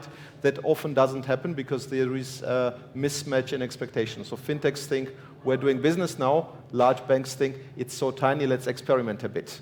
And people do not clarify what the expectation is. So I think we are at this level of playground still, and the potential is not utilized. Great. And Harry, around those developments, you have the point of view of a bank, but also of an investor. Where do you see the opportunities coming? Where do you see growth in the area of open banking in the future? Yeah, well, it actually relates to what Thomas was actually saying. So from a portfolio companies, there are a lot of opportunities. The promise is huge, so you can take advantage. So one of the portfolio companies is called Peaks, which is a mobile-only investment app. So what it actually does, it rounds up the transaction and put it in an investment pocket. It's actually doing quite well, but they have an API connection to the Rabobank now, and they can connect to ING and ABN AMRO hopefully this month. But they like to go into in Germany also this month, but they really struggle because the promise is there, but there's no standardization at all. So it's just a mess. And actually in Germany it's actually worse than it was before, because it was all standardized on an old-fashioned way through screen scraping. But now all the banks are obliged, to work with APIs, but they're not ready yet. So you see a lot of differentiations between banks, and that actually hampers them in their growth. I mean, you touch a point which is very important, and maybe we can close with that one, which is regulation and what different parties are obliged to.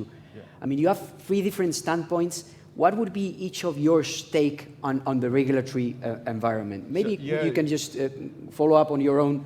Yeah, so my statement, the vision is great of the regulator, but the execution is poor. Because I think they definitely had a good vision. So you really need to open up the banking infrastructure to facilitate new services through fintechs. But in the meantime, it also stimulated the banks to move forward in terms of innovation. But they completely ignored the standardization. So actually the execution of how that's going to work out, and that's really a problem. So for instance, sometimes if you go back to Peaks, you need to give consent once in 90 days, or sometimes you need to give consent with the token of the specific bank. So they didn't think about how to facilitate a smooth customer journeys to new innovations. So, Thomas, what is your own take on regulation? So I'm part of that country which Harry is describing. There was a very nice article today in a newsletter, which almost everyone in Germany reads, with a real-life example what PSD2 has created until now. And both the drop-off rates increased dramatically, and then the products which were created before, so basically PFM apps, are not really working anymore in Germany because of PSD2. So that actually the objective of the initiative was to open up. The outcome of it is closing down. So we are getting sometimes the opposite of it. We have another example in Germany currently, which is AML legislation, which actually, for the first time, restricts very much reliance of one bank or another, so that the open banking environment, which relies actually that there is one interface and there is someone behind who uses the API and who uses the product data, that is being also restricted now in terms of how you can leverage the reliance construct of one financial institution to another. So great objective, poor execution, I agree. And Carlos, maybe you can close with your own view on regulation. Yes, I think all the initiatives around the globe for increasing competition through open banking, we agree, I think everybody, that it's a really good objective. But the takeoff of those initiatives it's very slow. We can see it also in the UK, where they have much more time with this regulation. And one of the problems, talking in the view of a bank, is you have to manage the legacy. Then if you see this topic just as a compliance topic, it's very complicated to really do it faster, because you don't have any incentive to do so, actually. But when you see open banking, not only as a regulatory topic, but as a really a new way to compete and to create a new channel. It's a different way to see open banking. And I think not too many traditional banks have that view of being, of trying to compete with new products and services through APIs. Then I think we will see some of them starting to do new things, but only the ones that look at the open banking topic as a really new way, as a new distribution channel for their products, not as a compliance topic. Okay. The session is called Unlocking the Potential of Open Banking. We have a few seconds. Just a Twitter-size conclusion to the session. What is remaining for open banking to really reap the full potential? So maybe you can start, Harry. Just Twitter-size closing for that. I'd just like to end with an open question, or maybe a more rhetorical question, and that actually relates to what the regulatory authorities like to achieve. It was just opening up the banking infrastructure for third parties. But the question is, who's going to win? Is that the fintech startups or the bank, or maybe the big tech? Okay. So maybe they create even a bigger threat. Would be your ending. What would be your ending headline? Just maybe answering that. I think there's no. There will be winners in the three sides. I think there will be some fintech companies that could be really having a differential value added for the clients and will be like being part of the winners here. There will be some banks that are really doing a good job in order to create an open banking infrastructure and open banking products. And for sure, there will be the big techs participating here. I think the consumers as well. And at the end, the main benefit is it will be having more and better products for the final consumers. And Tamar, your closing? Just Twitter size. 3 seconds. Should win and open up finally. So that's my Twitter size. Okay, and with that, we wrap up for the session. Thank you very much for your attention, and thank you very much for the 3 panelists. Thank you. Thank you very much, Luis Maldonado. A fantastic panel there, really, really interesting. So we're going to allow, thank you very much, we're going to allow people to come in, people to go out, come in, make yourselves comfortable. There's plenty of seats down here. We've got a little bit of a changeover. If you've just joined us and we haven't met before, my name is Oisín Lunny. I'm Professor of UX-Driven Business at Barcelona Technology School. I'm also a senior contributor to Forbes, unbelievably, a music editor for a fashion magazine. And if we connect on LinkedIn, I will send you a mixtape. I send out a mixtape to several thousand people every month, and it's a nice way to keep in touch. Okay, yeah, definitely.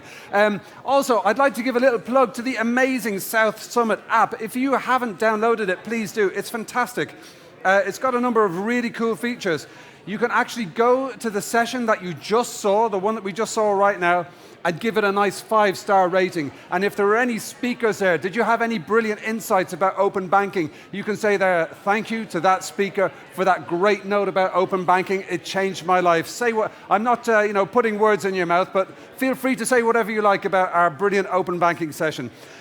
So I think that last session, that kind of emphasized to me this shift from products and services through to connected ecosystems. And the thing about the connected ecosystems is that they're overlapping. It's not a walled garden anymore. Customers live their lives connected to many different overlapping ecosystems. So you really need to be where your customer is. And the way to be a part of this world of ecosystems is to interconnect with APIs, and open banking is a huge part of that. So yeah, absolutely brilliant. And our next session is moving on to a different subject. It's all about how venture debt and venture capital can invest together. So something that I think is going to be of huge interest to many, many people here. And our moderator joins us from a division of CaixaBank, who I'm sure you're all very familiar with. And this division is called Day One. And it's really a part of CaixaBank where startups, scale-ups, and investors come together, they work together, they collaborate, they interconnect, and they build their businesses all at once, all thanks to Day One at CaixaBank. So, ladies and gentlemen, to moderate our next session, please welcome to the stage the Director of Business, Technology and Investors at Day One, Carlos Trenks. Thank you. So, hello everybody, and thanks South Summit for hosting us in this session. As we know, and South Summit is evolving during these years. This ecosystem is evolving as well.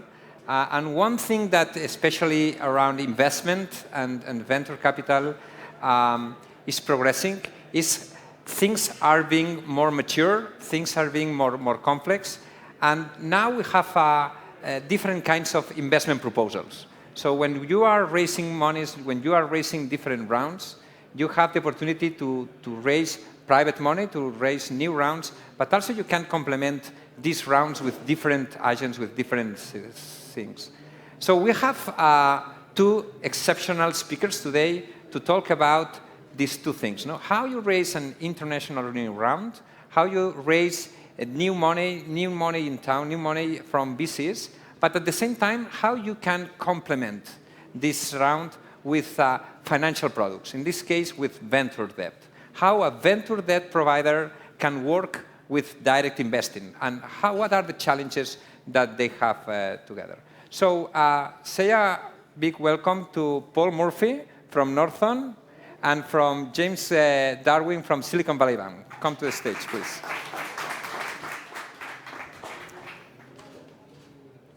So let me introduce a little bit about Paul. Paul is working in Northern. Northern is a very well-known VC investor and probably is one of the largest investors in Europe and one of the most active investors in early stage. They are a generalist fund and they invest all around Europe. No? They have a strong focus in the Nordics, but also they have opportunities in different parts of Europe as well. No? And from the Paul perspective as well, he has spent half of his life as an entrepreneur and the other half as an investor, no? And now in Northern. On the other side, we have James. James is a person that is working in the financial industry for a long period of time, and the last 5 years he's in Silicon Valley Bank. Silicon Valley Bank is the bank of the innovation economy. It's a bank born in Santa Clara in California that they are expanding different hubs around Europe. And the kind of relation that this bank is creating with entrepreneurs and with investors is quite unique. No? And James is in charge of these relations with all the venture capital activity, both in the US and also in Europe. So thanks, James. Thanks, Paul, for having us. So you are two different kinds of investors. So one invests in equity, the other one invests in debt. This is like water and oil. So they can both be together in a growing company or not. So this is the question that finally we need to answer during these minutes. But very briefly, I would ask you to say, what is your experience investing in Spain, in South Europe, in Europe, and otherwise, what is your experience combining these two kind of things, no? Between investing in equity and also investing in venture debt? Yeah, so I mean, I'll start with, I actually, I studied in Madrid, so I have a network here, I have an affinity for Spain, but when I was investing in New York out of a group called BetaWorks, we did an investment here with Kibo Ventures, and that was 6 years ago, 5-6 years ago. So we've really seen, I've seen firsthand what started in a fairly small kind of startup ecosystem grow into this massive, global hub. So yeah, I think it's now Northzone has 3 investments active in Spain. One of our hottest companies, Redpoints, Laura was speaking somewhere here, is based here as well. So yeah, I think for now, the thing we talk about is Silicon Valley has sort of lost its monopoly on startups, which means that we as investors have to do a little bit more work to travel around and find the next great thing. Yeah, from Silicon Valley Bank's point of view, we're 40 years old. We've been working with the startup ecosystem in California for all that time. And since when we've gone on a bit of an expansion drive. And so we went to London in the early 2000s when the ecosystem there looks a lot like Spain does now, maybe 10 years ago. And so from our perspective, we see the Spanish market as being hugely exciting. There's a lot of noise around it. The funds that I look after and talk to on a daily, weekly basis are all talking about Spain. I think they see value because, to your point, in California, companies are expensive. Valuations are high. That's not quite so true here, but that will, as I'm sure more investment activity goes on, that will probably change. Okay. So I don't know, James, that you can probably introduce you as a bank, how you are working with the startups, and what is the process that you have, and especially your role with VCs and how you create these deals together, no? Between rounds and how you participate and how you create these syndicates. Yeah, it's the way I think about it. It's a genuine partnership with the equity investors. Without the equity, there is no debt. So without Paul and North Zone and his contemporaries across the venture capital world, we don't really exist as an entity, certainly not doing early stage lending. So we work extremely closely together and collaborate with not just North Zone, but VCs across UK, Europe, and the globe, actually. So to get to know each other, figure out what the interesting companies are, where debt's going to play well, and almost equally as importantly, where it isn't. And then trying to identify the best opportunities and figure out the best structures and the best way of getting things done. And I'm sure you'll have things to add to that. Yeah, actually, I know when I was on the founder side, my image of venture debt it was like your last resort. Like the thing was just not working. I'm going to get these sharks in here. They're going to write me this term sheet, and then if things don't go well, they're going to own the company. I literally, that was a while ago, but I had that perception. Yeah. And I think now, I saw, because I raised some debt as well in my last venture, and now I look at it completely the other way around. It's actually, if I want to be greedy, if my business is doing well, I don't want to give more of it away, how can I kind of delay the next fundraising with the right debt provider? Exactly, and that's where debt can be super useful. As I just said, it's not great on every occasion. I mean, if you're a super early company, I was lucky enough to be at the Kibo Ventures event yesterday, watching Paul host a panel, and it was around mobility and future of cities and things like that. And there's a lot of talk around sort of real, what we call frontier tech, so the outlier stuff, things that flying cars, flying taxis, flying scooters, things like that. Hopefully never see a flying scooter, but this is the kind of situation where it's a bit more of a punt. So debt maybe looks a little bit less like a good idea because you don't have any kind of certainty around when you might you get your MVP, when you might be able to sell it, how much you sell it for, and all the kind of metrics that actually make a good cash flow. Yeah. This is quite interesting because, and Paul was mentioning, debt is in this case is not to substitute equity, but to complement equity, no? So you typically are raising debt on top of your equity round, no, on your equity needs, and not in order to substitute the kind of investment that you need, no? I don't know if you can explain a little bit about that, no, and why it works in this sense. Yeah, I guess the use case for us, and I'm sure you'll have a view, is there's essentially two. It's either runway extension, or it allows you to run a bit faster. So with both intentions being, when you come to raise your next round of equity, you're hopefully looking at a company that's got higher revenues, all the metrics are higher than they would have been if you didn't have the debt there. And so therefore you're looking at a higher valuation, so giving less away. That's how we would advertise it, sell it to founders, and that's what tends to be the attraction.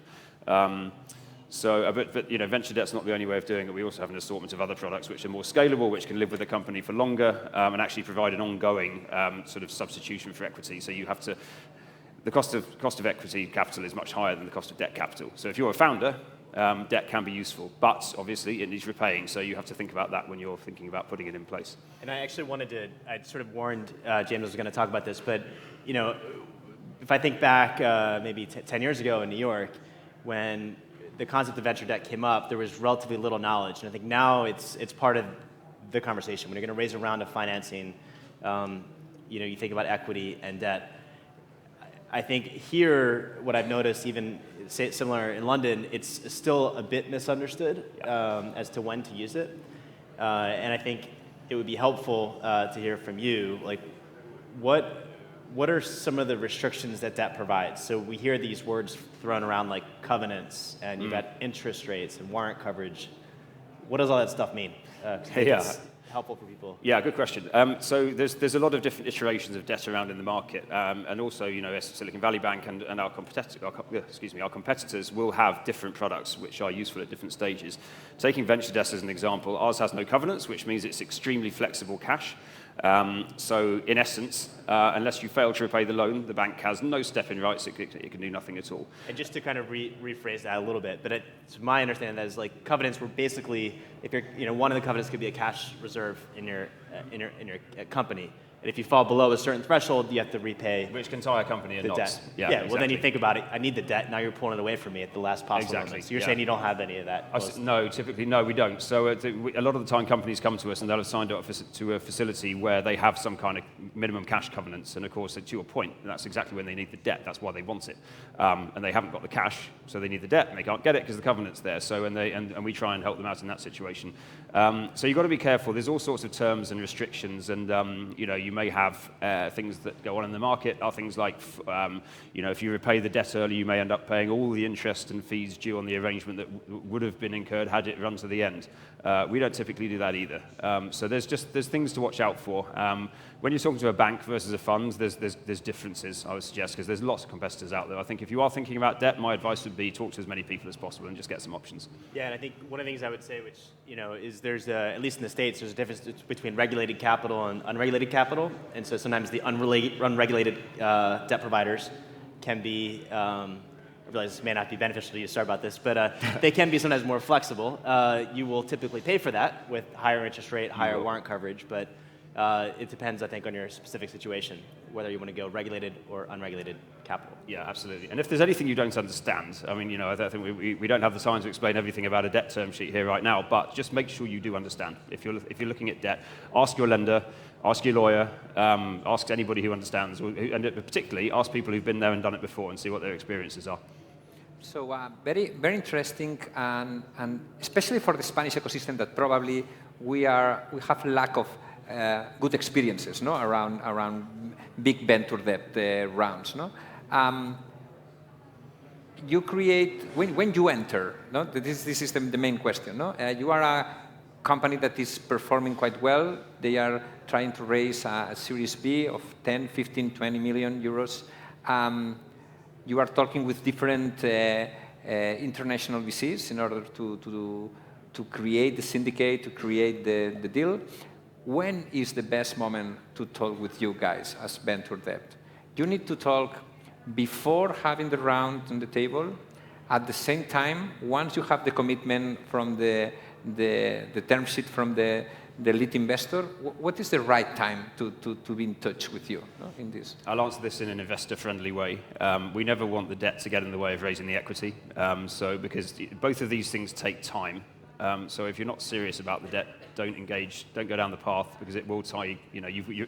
Raising an equity round is hard enough for an entrepreneur. It's difficult. It takes a lot of time.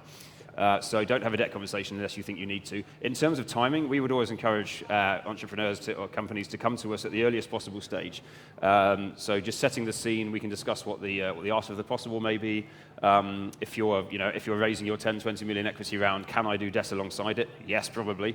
And we'll structure it in such a way as you get the cash much later when your runway's short. But have the conversation early. To answer the question the other way around, the worst time to come to us or any of our competitors is when you are about to run out of cash. Don't come to us then.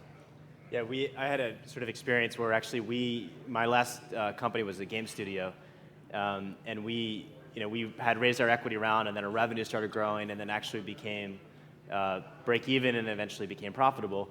And we actually went off cycle, so no equity discussions, and then just went to the debt providers because we were basically paying to acquire users that paid back in 6 to 9 months. And so it felt, if we wanted to really sort of put our foot on the gas, it felt pretty silly to raise equity for that bit of working capital. So we sort of canvassed the market of debt providers, and it was interesting. Some of them were super aggressive. Here's a term sheet, friendly terms like what you discussed. Others actually said we only needed 2. They wanted to give us 10. and more, a little bit more free kind of flowing debt that we didn't really want. So I think there's a lot of options, and I would say it doesn't always have to be tied to an equity round. Yeah. In my experience. And I'd add, it's a really good point that you make around how much should you look at raising in terms of debt and equity, actually, but we're talking about debt.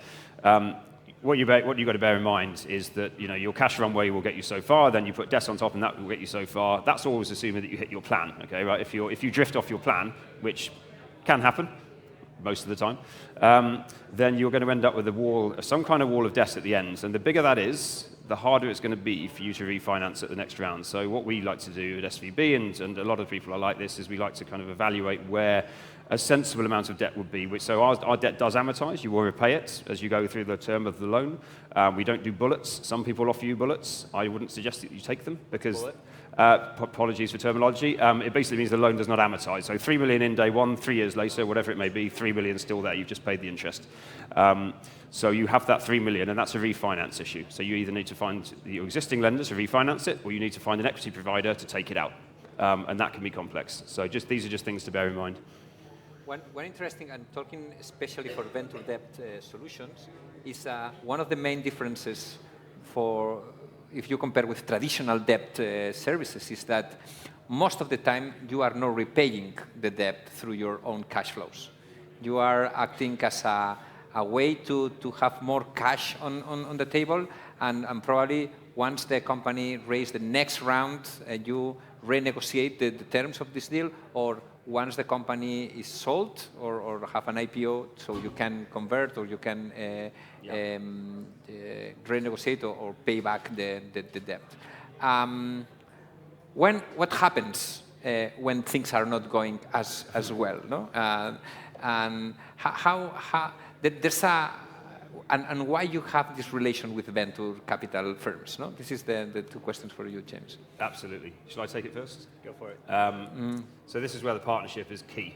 We get asked a lot at the outset of a debt facility, of a debt conversation. What will happen if it goes really well, or particularly if it doesn't go so well? So the company hasn't performed as well, and so the debt is looking a bit more like a potential problem.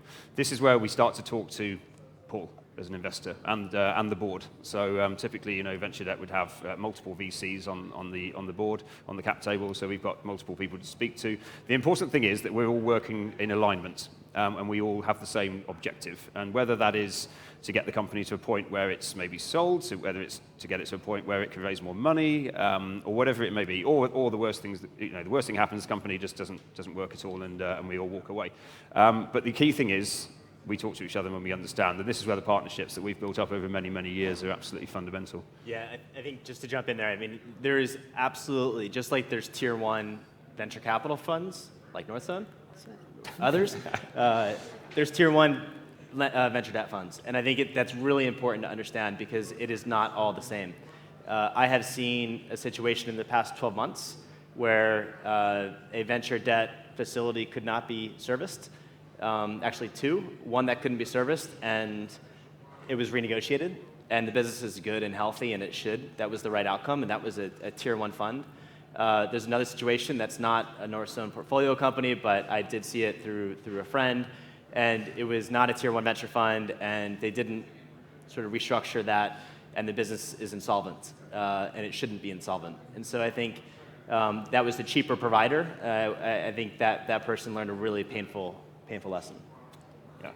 Okay, we have 2 minutes for a final advice. No, you have here a lot of entrepreneurs. Some investors and probably some service providers that are helping the companies to grow. No? What is one final conclusion regarding considering debt or considering venture debt as an option of financing?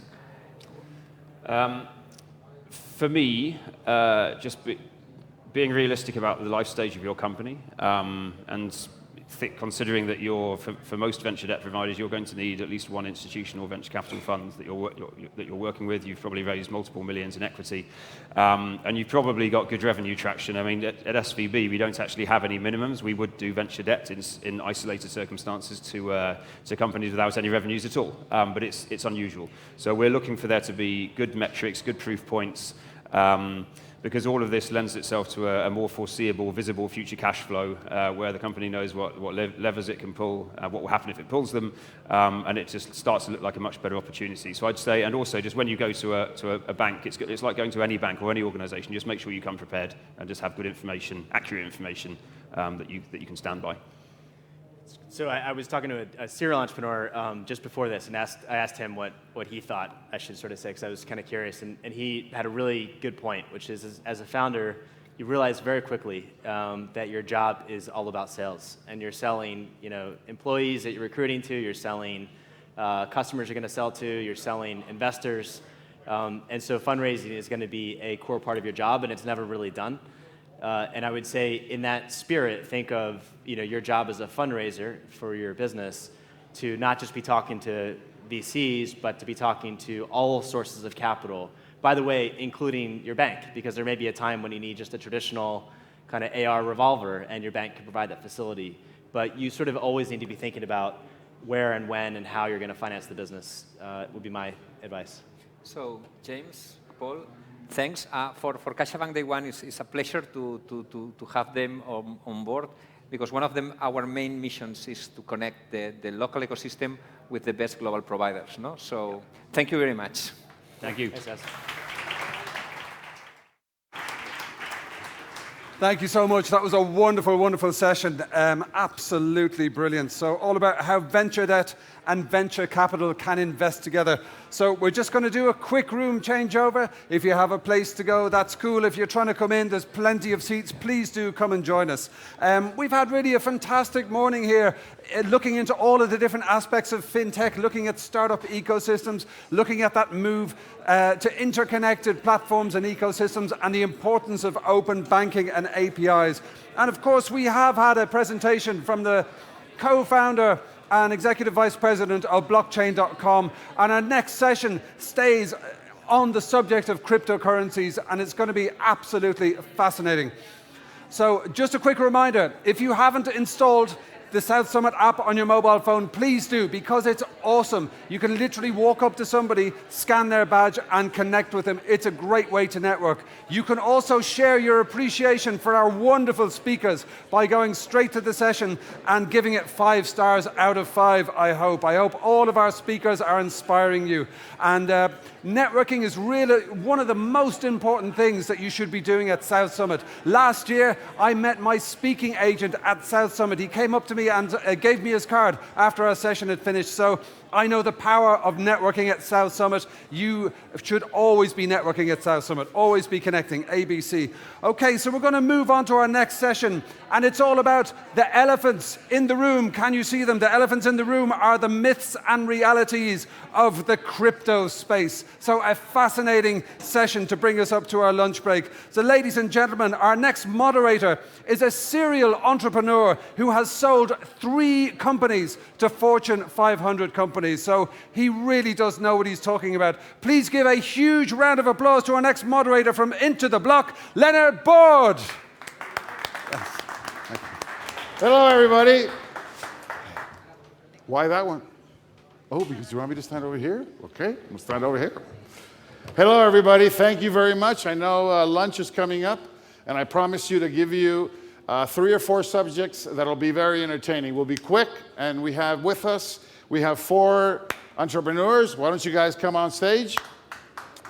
While they're coming on stage, I'll give you, please, go ahead. Everybody, come on, let's give these guys a round of applause. We have representation from Europe. We have, these gentlemen have come from Berlin, from Paris, and from Madrid. And I will take a second to introduce myself. My name is Leonard Board. We're currently working on an analytics platform. It's called Into the Block.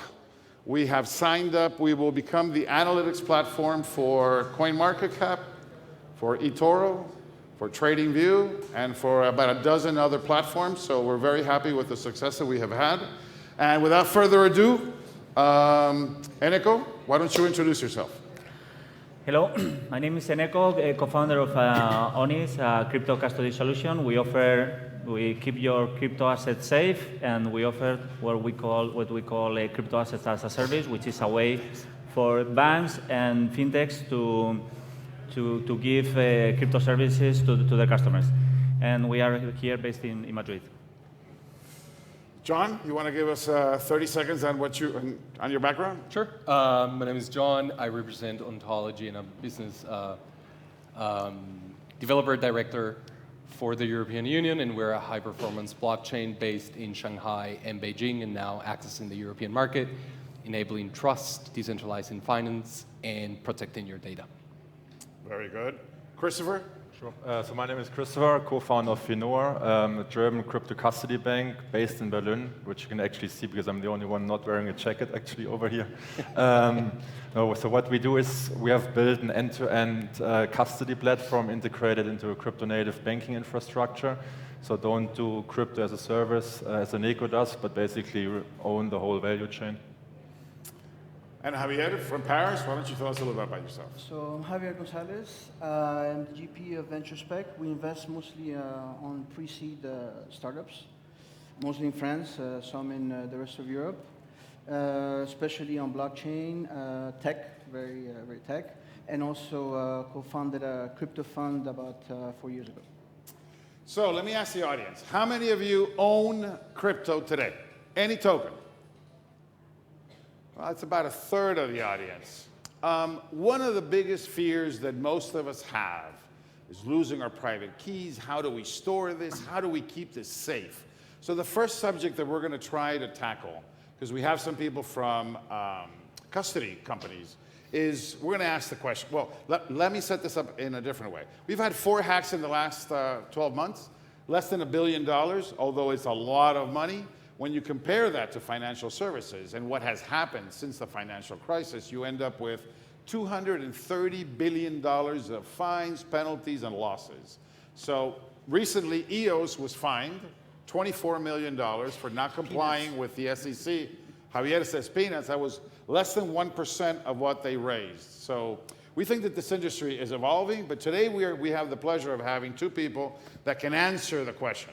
Eneko, I'm going to start with you and say, what is the development of custody? What status is it in? And how protected am I if I did give you my assets? So look, it's funny that Satoshi Nakamoto wanted to create a digital currency that you could store in your pocket, not relying on banks. The thing is that you can have 100 million in Bitcoin in your pocket. Anybody have 100 million in their pocket right now? No? Anybody had a there problem? We have one gentleman there. You guys should meet. The 2 of you should meet. There's something there. Go ahead. But you know, I don't want to keep my 100 million in Bitcoin, which I don't have, at home, you know. Right. So now it feels like we are going back to storing our money in banks, which today the banks are the custody solutions. So we think that custody solutions are a good solution for hacks. Nobody's safe today. Chris, you want to add something to the custody solution you're providing from Berlin? Yeah. So I mean, the thing is, you can have it safe or accessible as of right now, and there's still there are few custody solutions outside in the world which are actually safe and accessible, and that's mostly custody players who try to build this into a banking environment. So if you take a look at Anchorage from the US, if you take a look at Trustology, it's all like former bankers from Bank of New York Mellon. And the thing is, in the end, you have to provide a military-grade security, but an accessibility of the asset at the same time. So it doesn't help if my private keys are in a bunker deep down in the Swiss walls, in the Swiss Alps, and you need like 24 hours to assess it. That might be useful for like high net worth individuals who don't trade, but we with Renault are very much focusing on asset managers, venture capital firms, and those guys actually need to get to the assets, and not within like an hour, but within like a millisecond. And then in the end, you are only able to provide this accessibility at the same security if you have like all the banking standard security, let's say, in your infrastructure. as well as that you really use like stuff which is used by the military, like hardware security modules, air gapping, that you don't have the hardware security modules at the server or connected to the server, so it's basically an offline environment which has to be online within a millisecond. So if you think about it, if you're a fund manager and you have assets that belong to others, and it's your fiduciary responsibility to protect them, you need custody. But you also need an element that is still not in the marketplace. You need insurance. Because custody without insurance is half a product. It can provide security, but it cannot give the investment manager 100% confidence that they can make that investment on behalf of others. Now, I wanted to ask John, you're in the business of building trust through your platform. Tell us a little bit about what are the elements that build trust in the investor community? So what we're doing at the moment, since we're a high-performance blockchain and we're renting into the enterprise and corporate field, what we do is that we decentralize all aspects of the business unit that start with identity for you as a regular user, end user, and as a company or corporate as well. Secondly, we decentralized the web, and that has been a major task recently since regulations are popping up everywhere, specifically in Germany, in Switzerland, and the European Union. And thirdly, and this is something that we have been working as well a lot, is decentralizing the finance world, what is known as DeFi. So we have built that protocol, we have built that platform, and now we're in 3.0 business model.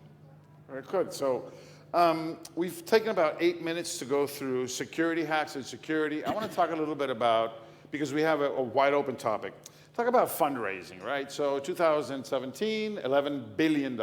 2018, $10 billion.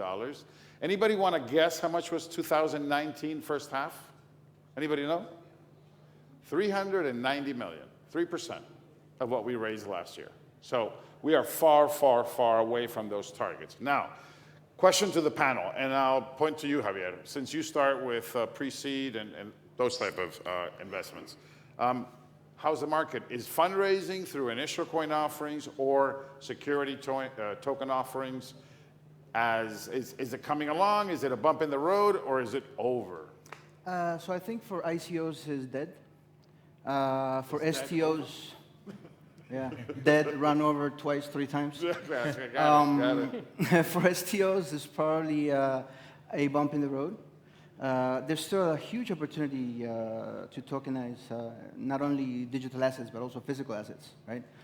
When you talk about blockchains for real estate. So STOs are still going to continue. Is anybody disappointed in the speed at which security token offerings have taken off? Is anybody surprised, or is it what you expected? No, actually, I thought it would be like much faster on the adoption of security tokens. I mean, I've been waiting for a year to see like huge STOs, and it's like super slowly.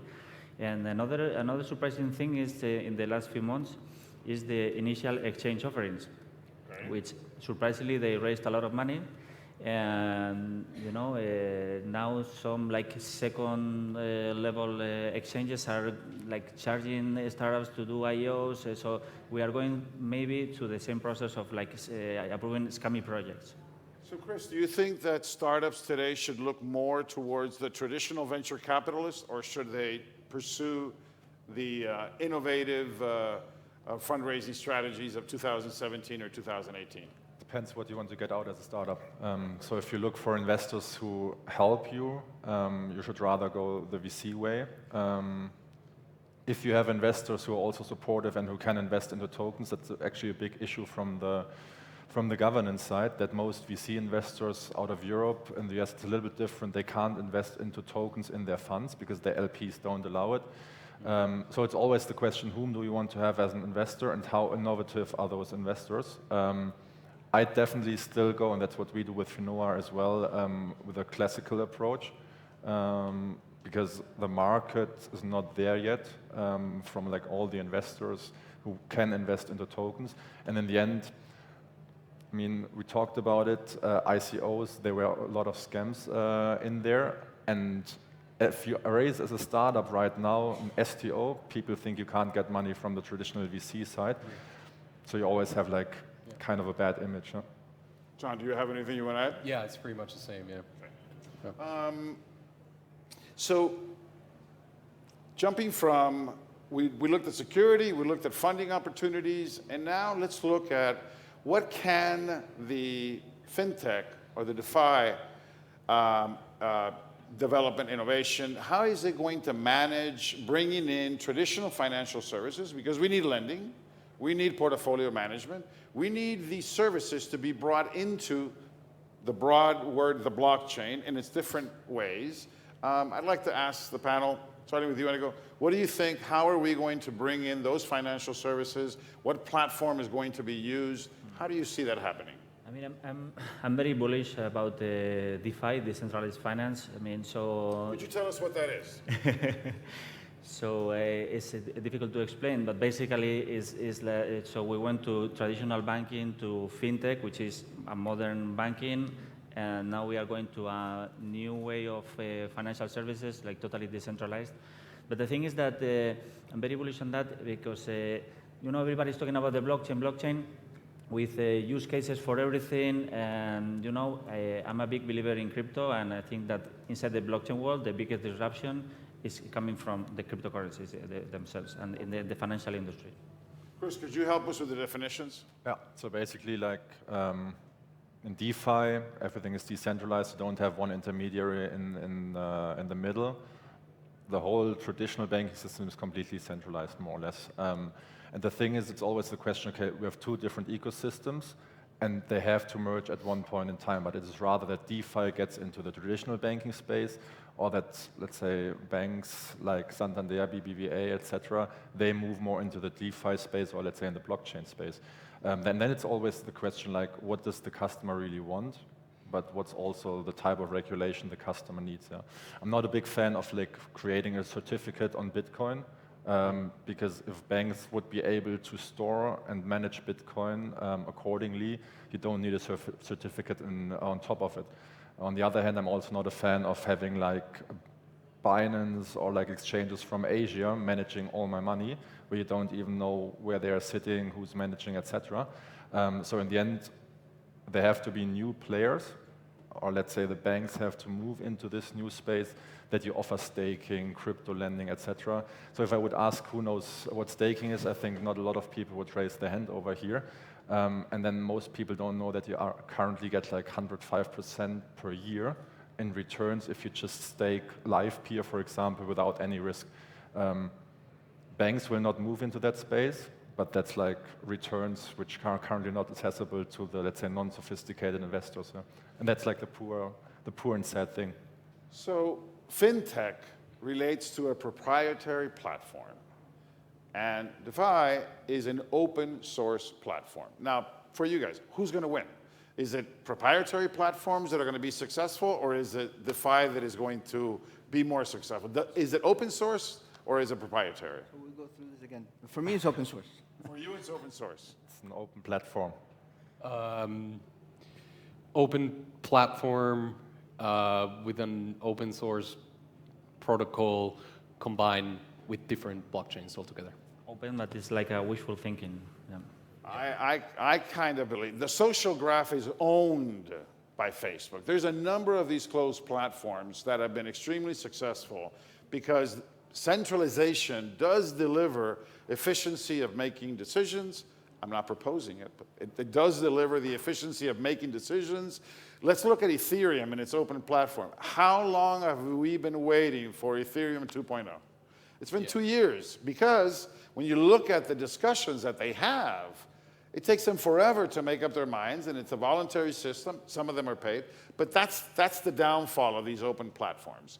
On the other side, you find a lot of successful open platforms. I mean, Red Hat obviously is a very successful one. We have 14 minutes to go. Let's see.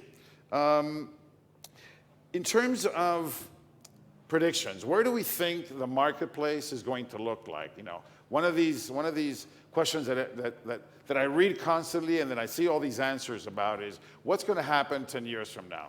Javier, I'm going to give you, you now have the crystal ball. You know, if you look at today and you look at Bitcoin being 70% of the value of all digital assets, What do you think that looks like 10 years from now? 2029. Yeah. Write this down, guy. Javier is putting This it is all being out taped, here. so I don't have a It's choice. being recorded, so it's going to chase you. Definitely, Bitcoin will not be the cryptocurrency of choice. It will not be the leader in terms of cryptocurrencies. But we had a debate on whether or not it and would tell be us why. Tell us why you think that. There's still space for other cryptocurrencies to deliver exactly the same thing that Bitcoin is doing, and even better. So, why should Bitcoin be still So the for only you, Bitcoin is MySpace and Facebook hasn't come out. It'll be dying. Chris? I think it has like store of value character, so like a digital gold. But for sure, I think Javi mentioned it, it doesn't have like the scalability like Ethereum has or like people think Stellar has. So it will never serve as a payment token, because therefore the whole network can't handle as many transactions as others can. But I think it has a value, just like as gold has a value, even like the euro we have in our pockets doesn't have any value, just the trust into the central banks. And people will always trust like a decentralized system. That won't be, let's say, the mainstream people, but there will always be people who say, okay, I trust in something else than just like the government money or the central bank money. So you raised an issue that is a very popular issue, which is that Bitcoin cannot scale. They talked about the limited amount of transactions that you can do on Bitcoin as compared to the Visa network. But I would challenge you back and say, if we went to the year 2000, the beginning of the internet, and we tried to launch Netflix, you couldn't do that, right? Because there wasn't the bandwidth, there wasn't the infrastructure ready to do that. But do we not think that those that have the power to make decisions, miners and a lot of Bitcoin maximalists, if those blocks start to slow down and you start to have backup, isn't it as simple as changing the size of the block to manage the flow through? Challenge you back for Bitcoin, no. For most of the other ones, like Ethereum, yes. So if you can just compare like how many developers are working for the Ethereum network, how many are working for, let's say, the Ripple network, and how many are working for the Bitcoin network. So Bitcoin was forked like, I think, 2 or 3 times. So you have Bitcoin Cash, Bitcoin Gold, etc. So in the end, yes, they were the first, but by far they were not the best in terms of technology, and there are way better protocols who are able to scale. So Javier predicts the death of Bitcoin, right? No? It will not be the cryptocurrency of choice. Of choice, okay. But then, some of the it'll ones that you survive, mentioned. but okay, very good. Yeah. And Chris is saying it'll be store of value. What do you think, John? I think it's going to be a store of value, but we have to also pay attention to what governments are going to do in the blockchain. I think that's also going to be a big thing in the next 10 years. What can government do against Bitcoin, against the Bitcoin network? What can they do? They can do a lot. Like what? Well, I mean, for one, trading Bitcoin, for example, in China is illegal. And there's no trading going on in China with Bitcoin? There is no official trading that can happen in China. It's all done outside. What? It's all done outside. Singapore, Hong Kong, Exactly. Korea. So I think there's a lot of trading going on in Bitcoin in China. There is a lot of trading going on in China, but that doesn't mean that still has the power to mobilize the economy. So where does the SEC send a letter to say cease and desist to Bitcoin? Where do they send that letter to? Who opens the letter? Well, yeah, it's not about a letter. It's a matter of competition. It's a matter of what a country that owns trillions and trillions of dollars, plus they are now launching their blockchain, apparently their digital economy, what they can do against Bitcoin. Good point. So that's the first point. But we, as a blockchain, high-performance blockchain platform, what we try to do at the moment is a cross-chain solution, which means that we are going to gather all of the blockchains in the ecosystem and we will bring them together, and we're going to be one association that whenever we have a pain point, we rely on our partners and the other way around. So we scale all up together. I'm going to ask a loaded question. Enigo, what's the value of Bitcoin 10 years from now? So look. Wait, it's coming, it's coming. He's going to make a prediction. First of all, this is not an investment advice. Do your own research. Oh, whatever. wow, okay. Sign here. So it's difficult to recommend people to buy things because it doesn't happen. People come This to is to not your home. investment advice. This is just an opinion. Go Look, ahead. but I'm a big believer of Bitcoin being worth like $500,000 or even $1 million. Yes, but this is like super long term, and then we'll see it. But please don't go to buy Bitcoin right now and do crazy things. So guys, I looked at these predictions that said Bitcoin will be worth $1 million one day. And I took my little spreadsheet and I started going, okay, 22 million coins at $10, at 100, at 10,000, 100,000, and $1 million. At $1 million, the value of Bitcoin would be worth $22 trillion. All the gold in the world is worth $8 trillion. So it'd be worth 3 times as much as all the gold ever created that is stored today.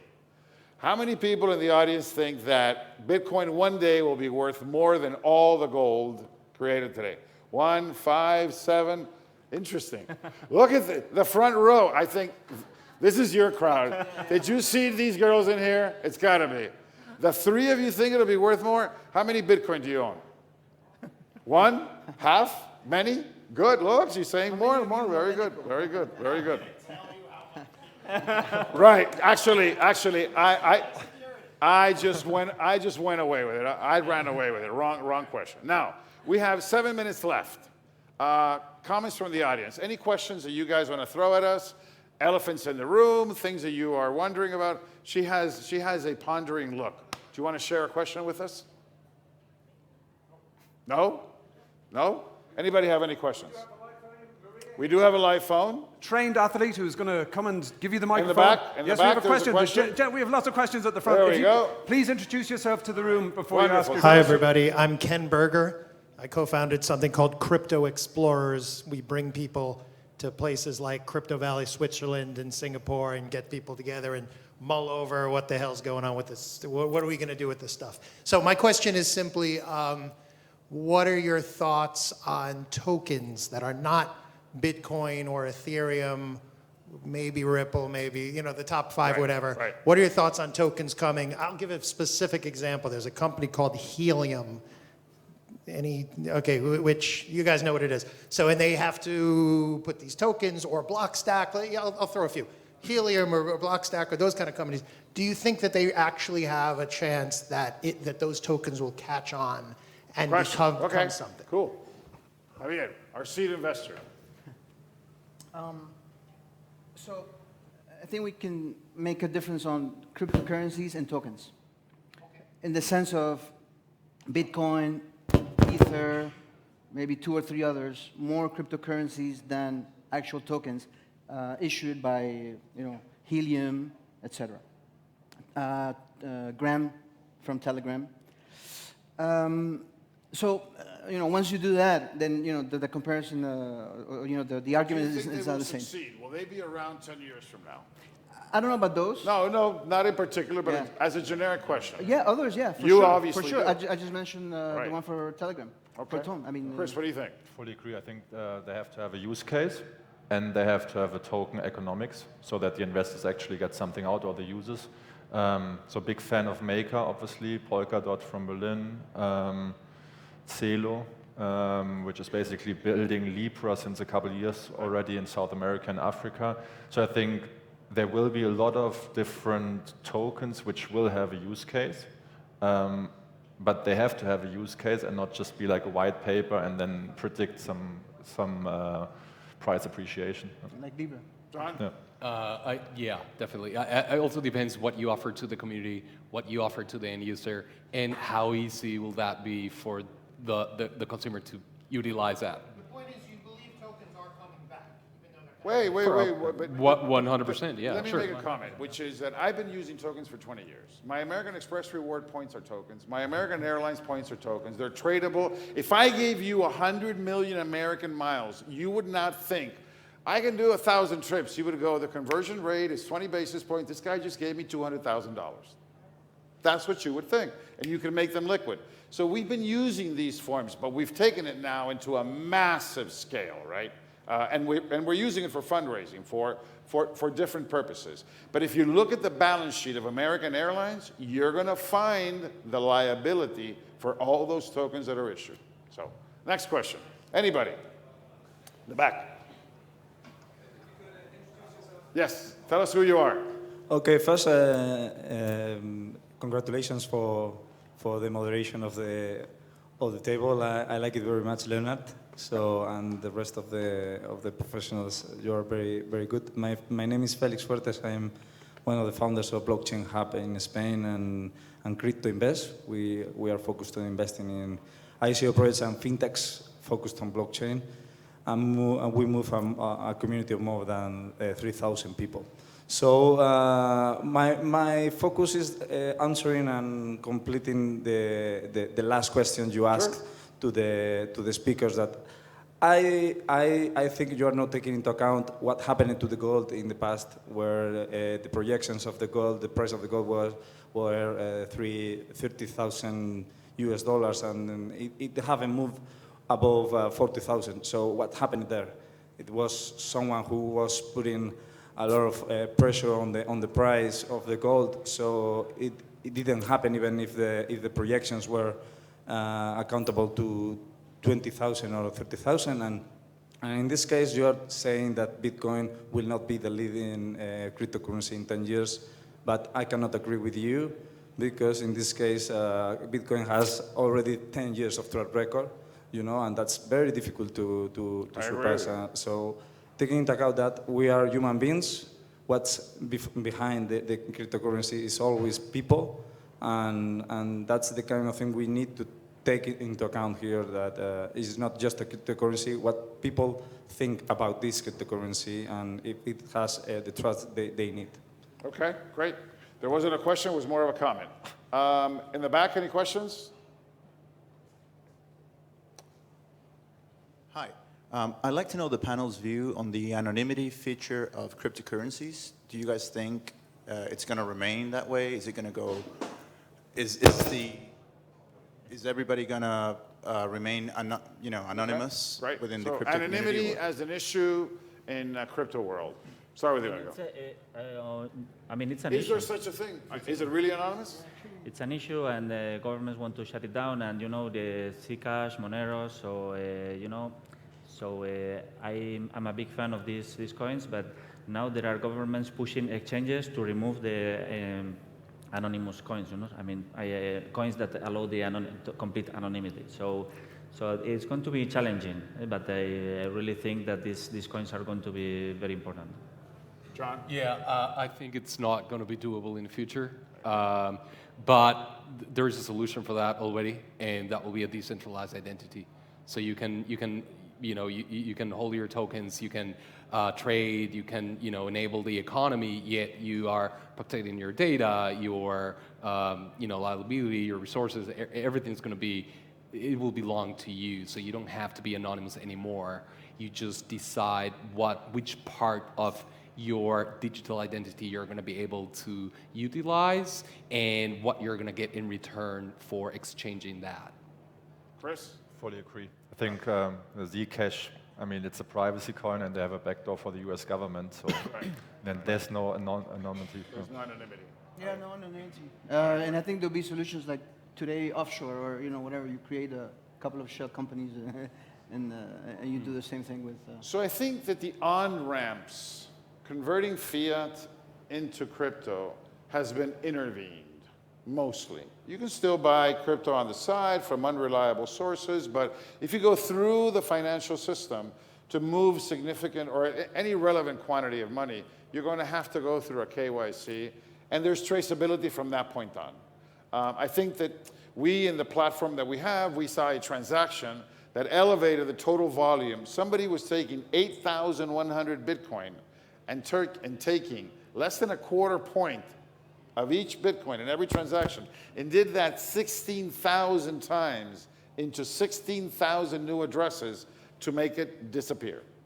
So there is a lot of washing. There's a lot of issues of people trying to hide assets. But in general, I agree with the panel. Anonymity will fail. I think anonymity will exist to a certain degree, but I think that there will be more value in telling you who you are, like today, and in showing your assets than there will be in hiding them, although you will be able to hide them like you do today. So we have 50 seconds. Any closing remarks? What are you thinking about doing? What's going on in terms of your platform? So only 2 words, buy Bitcoin. John, very good. Very smart. Yeah, just go for your decentralized identity and start learning about that and start utilizing that. That's the future. Very good. Chris? Fully agree. I mean, we have to build a new financial system which has to basically bring the benefits of both worlds together. And the man from Paris. So this is not investment advice, but it is. I mean, do your homework. Do your homework. Don't go out just and buy Bitcoin just because everybody's doing it. Do your own homework. Don't believe what I'm telling you. Don't believe what everybody's telling you, because at the end, the responsibility on that is it's on you. Yours. Very good. Thank you very much, all of you, for attending. We're going to take a break for lunch. Thank you very much. Thank you so much, Leonard, John, Javier, Inako, and Christopher. Wonderful, wonderful panel. You've learned about the elephants in the room, the importance of doing your homework, and don't believe the hype. Please do go to the South Summit app. Give that wonderful session 5 stars. Give some nice feedback for the speakers. We're breaking for lunch. I will be at the pitching stage from 3 o'clock. Have a great day.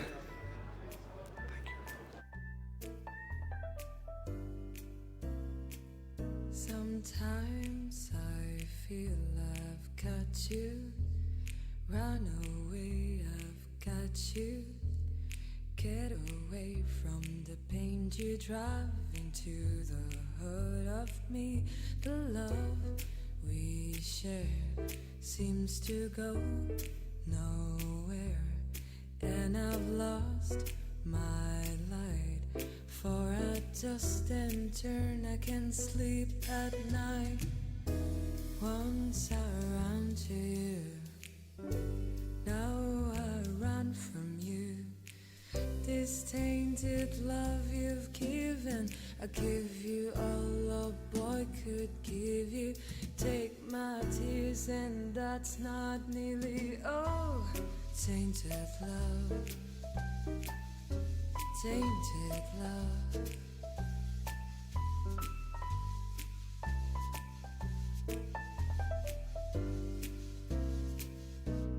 Now I know I've got you.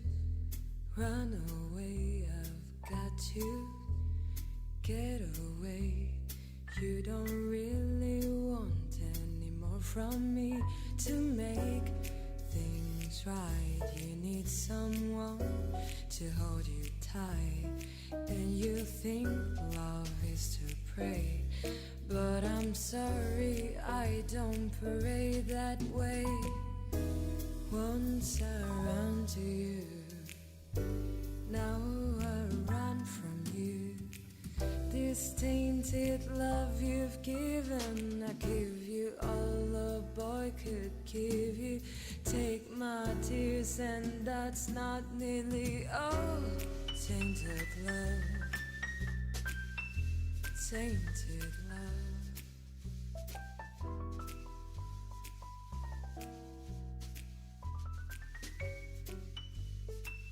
Don't touch me, please, I cannot stand the way you teased. I love you, though you hurt me so.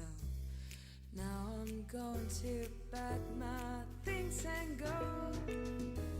Once I ran to you, now I run from you. This tainted love you've given, I give you all a boy could give you. Take my tears, and that's not nearly all. Tainted love.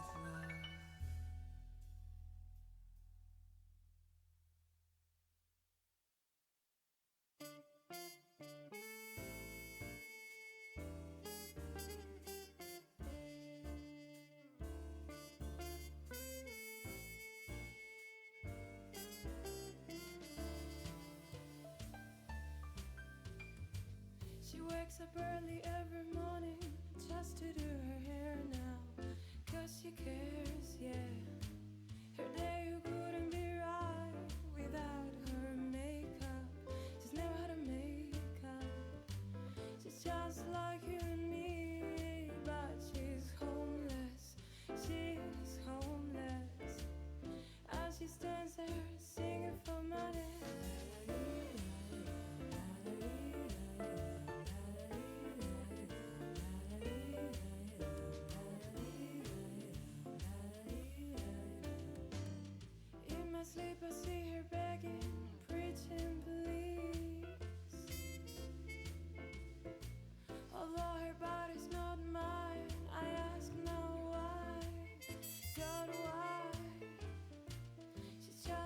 you and me.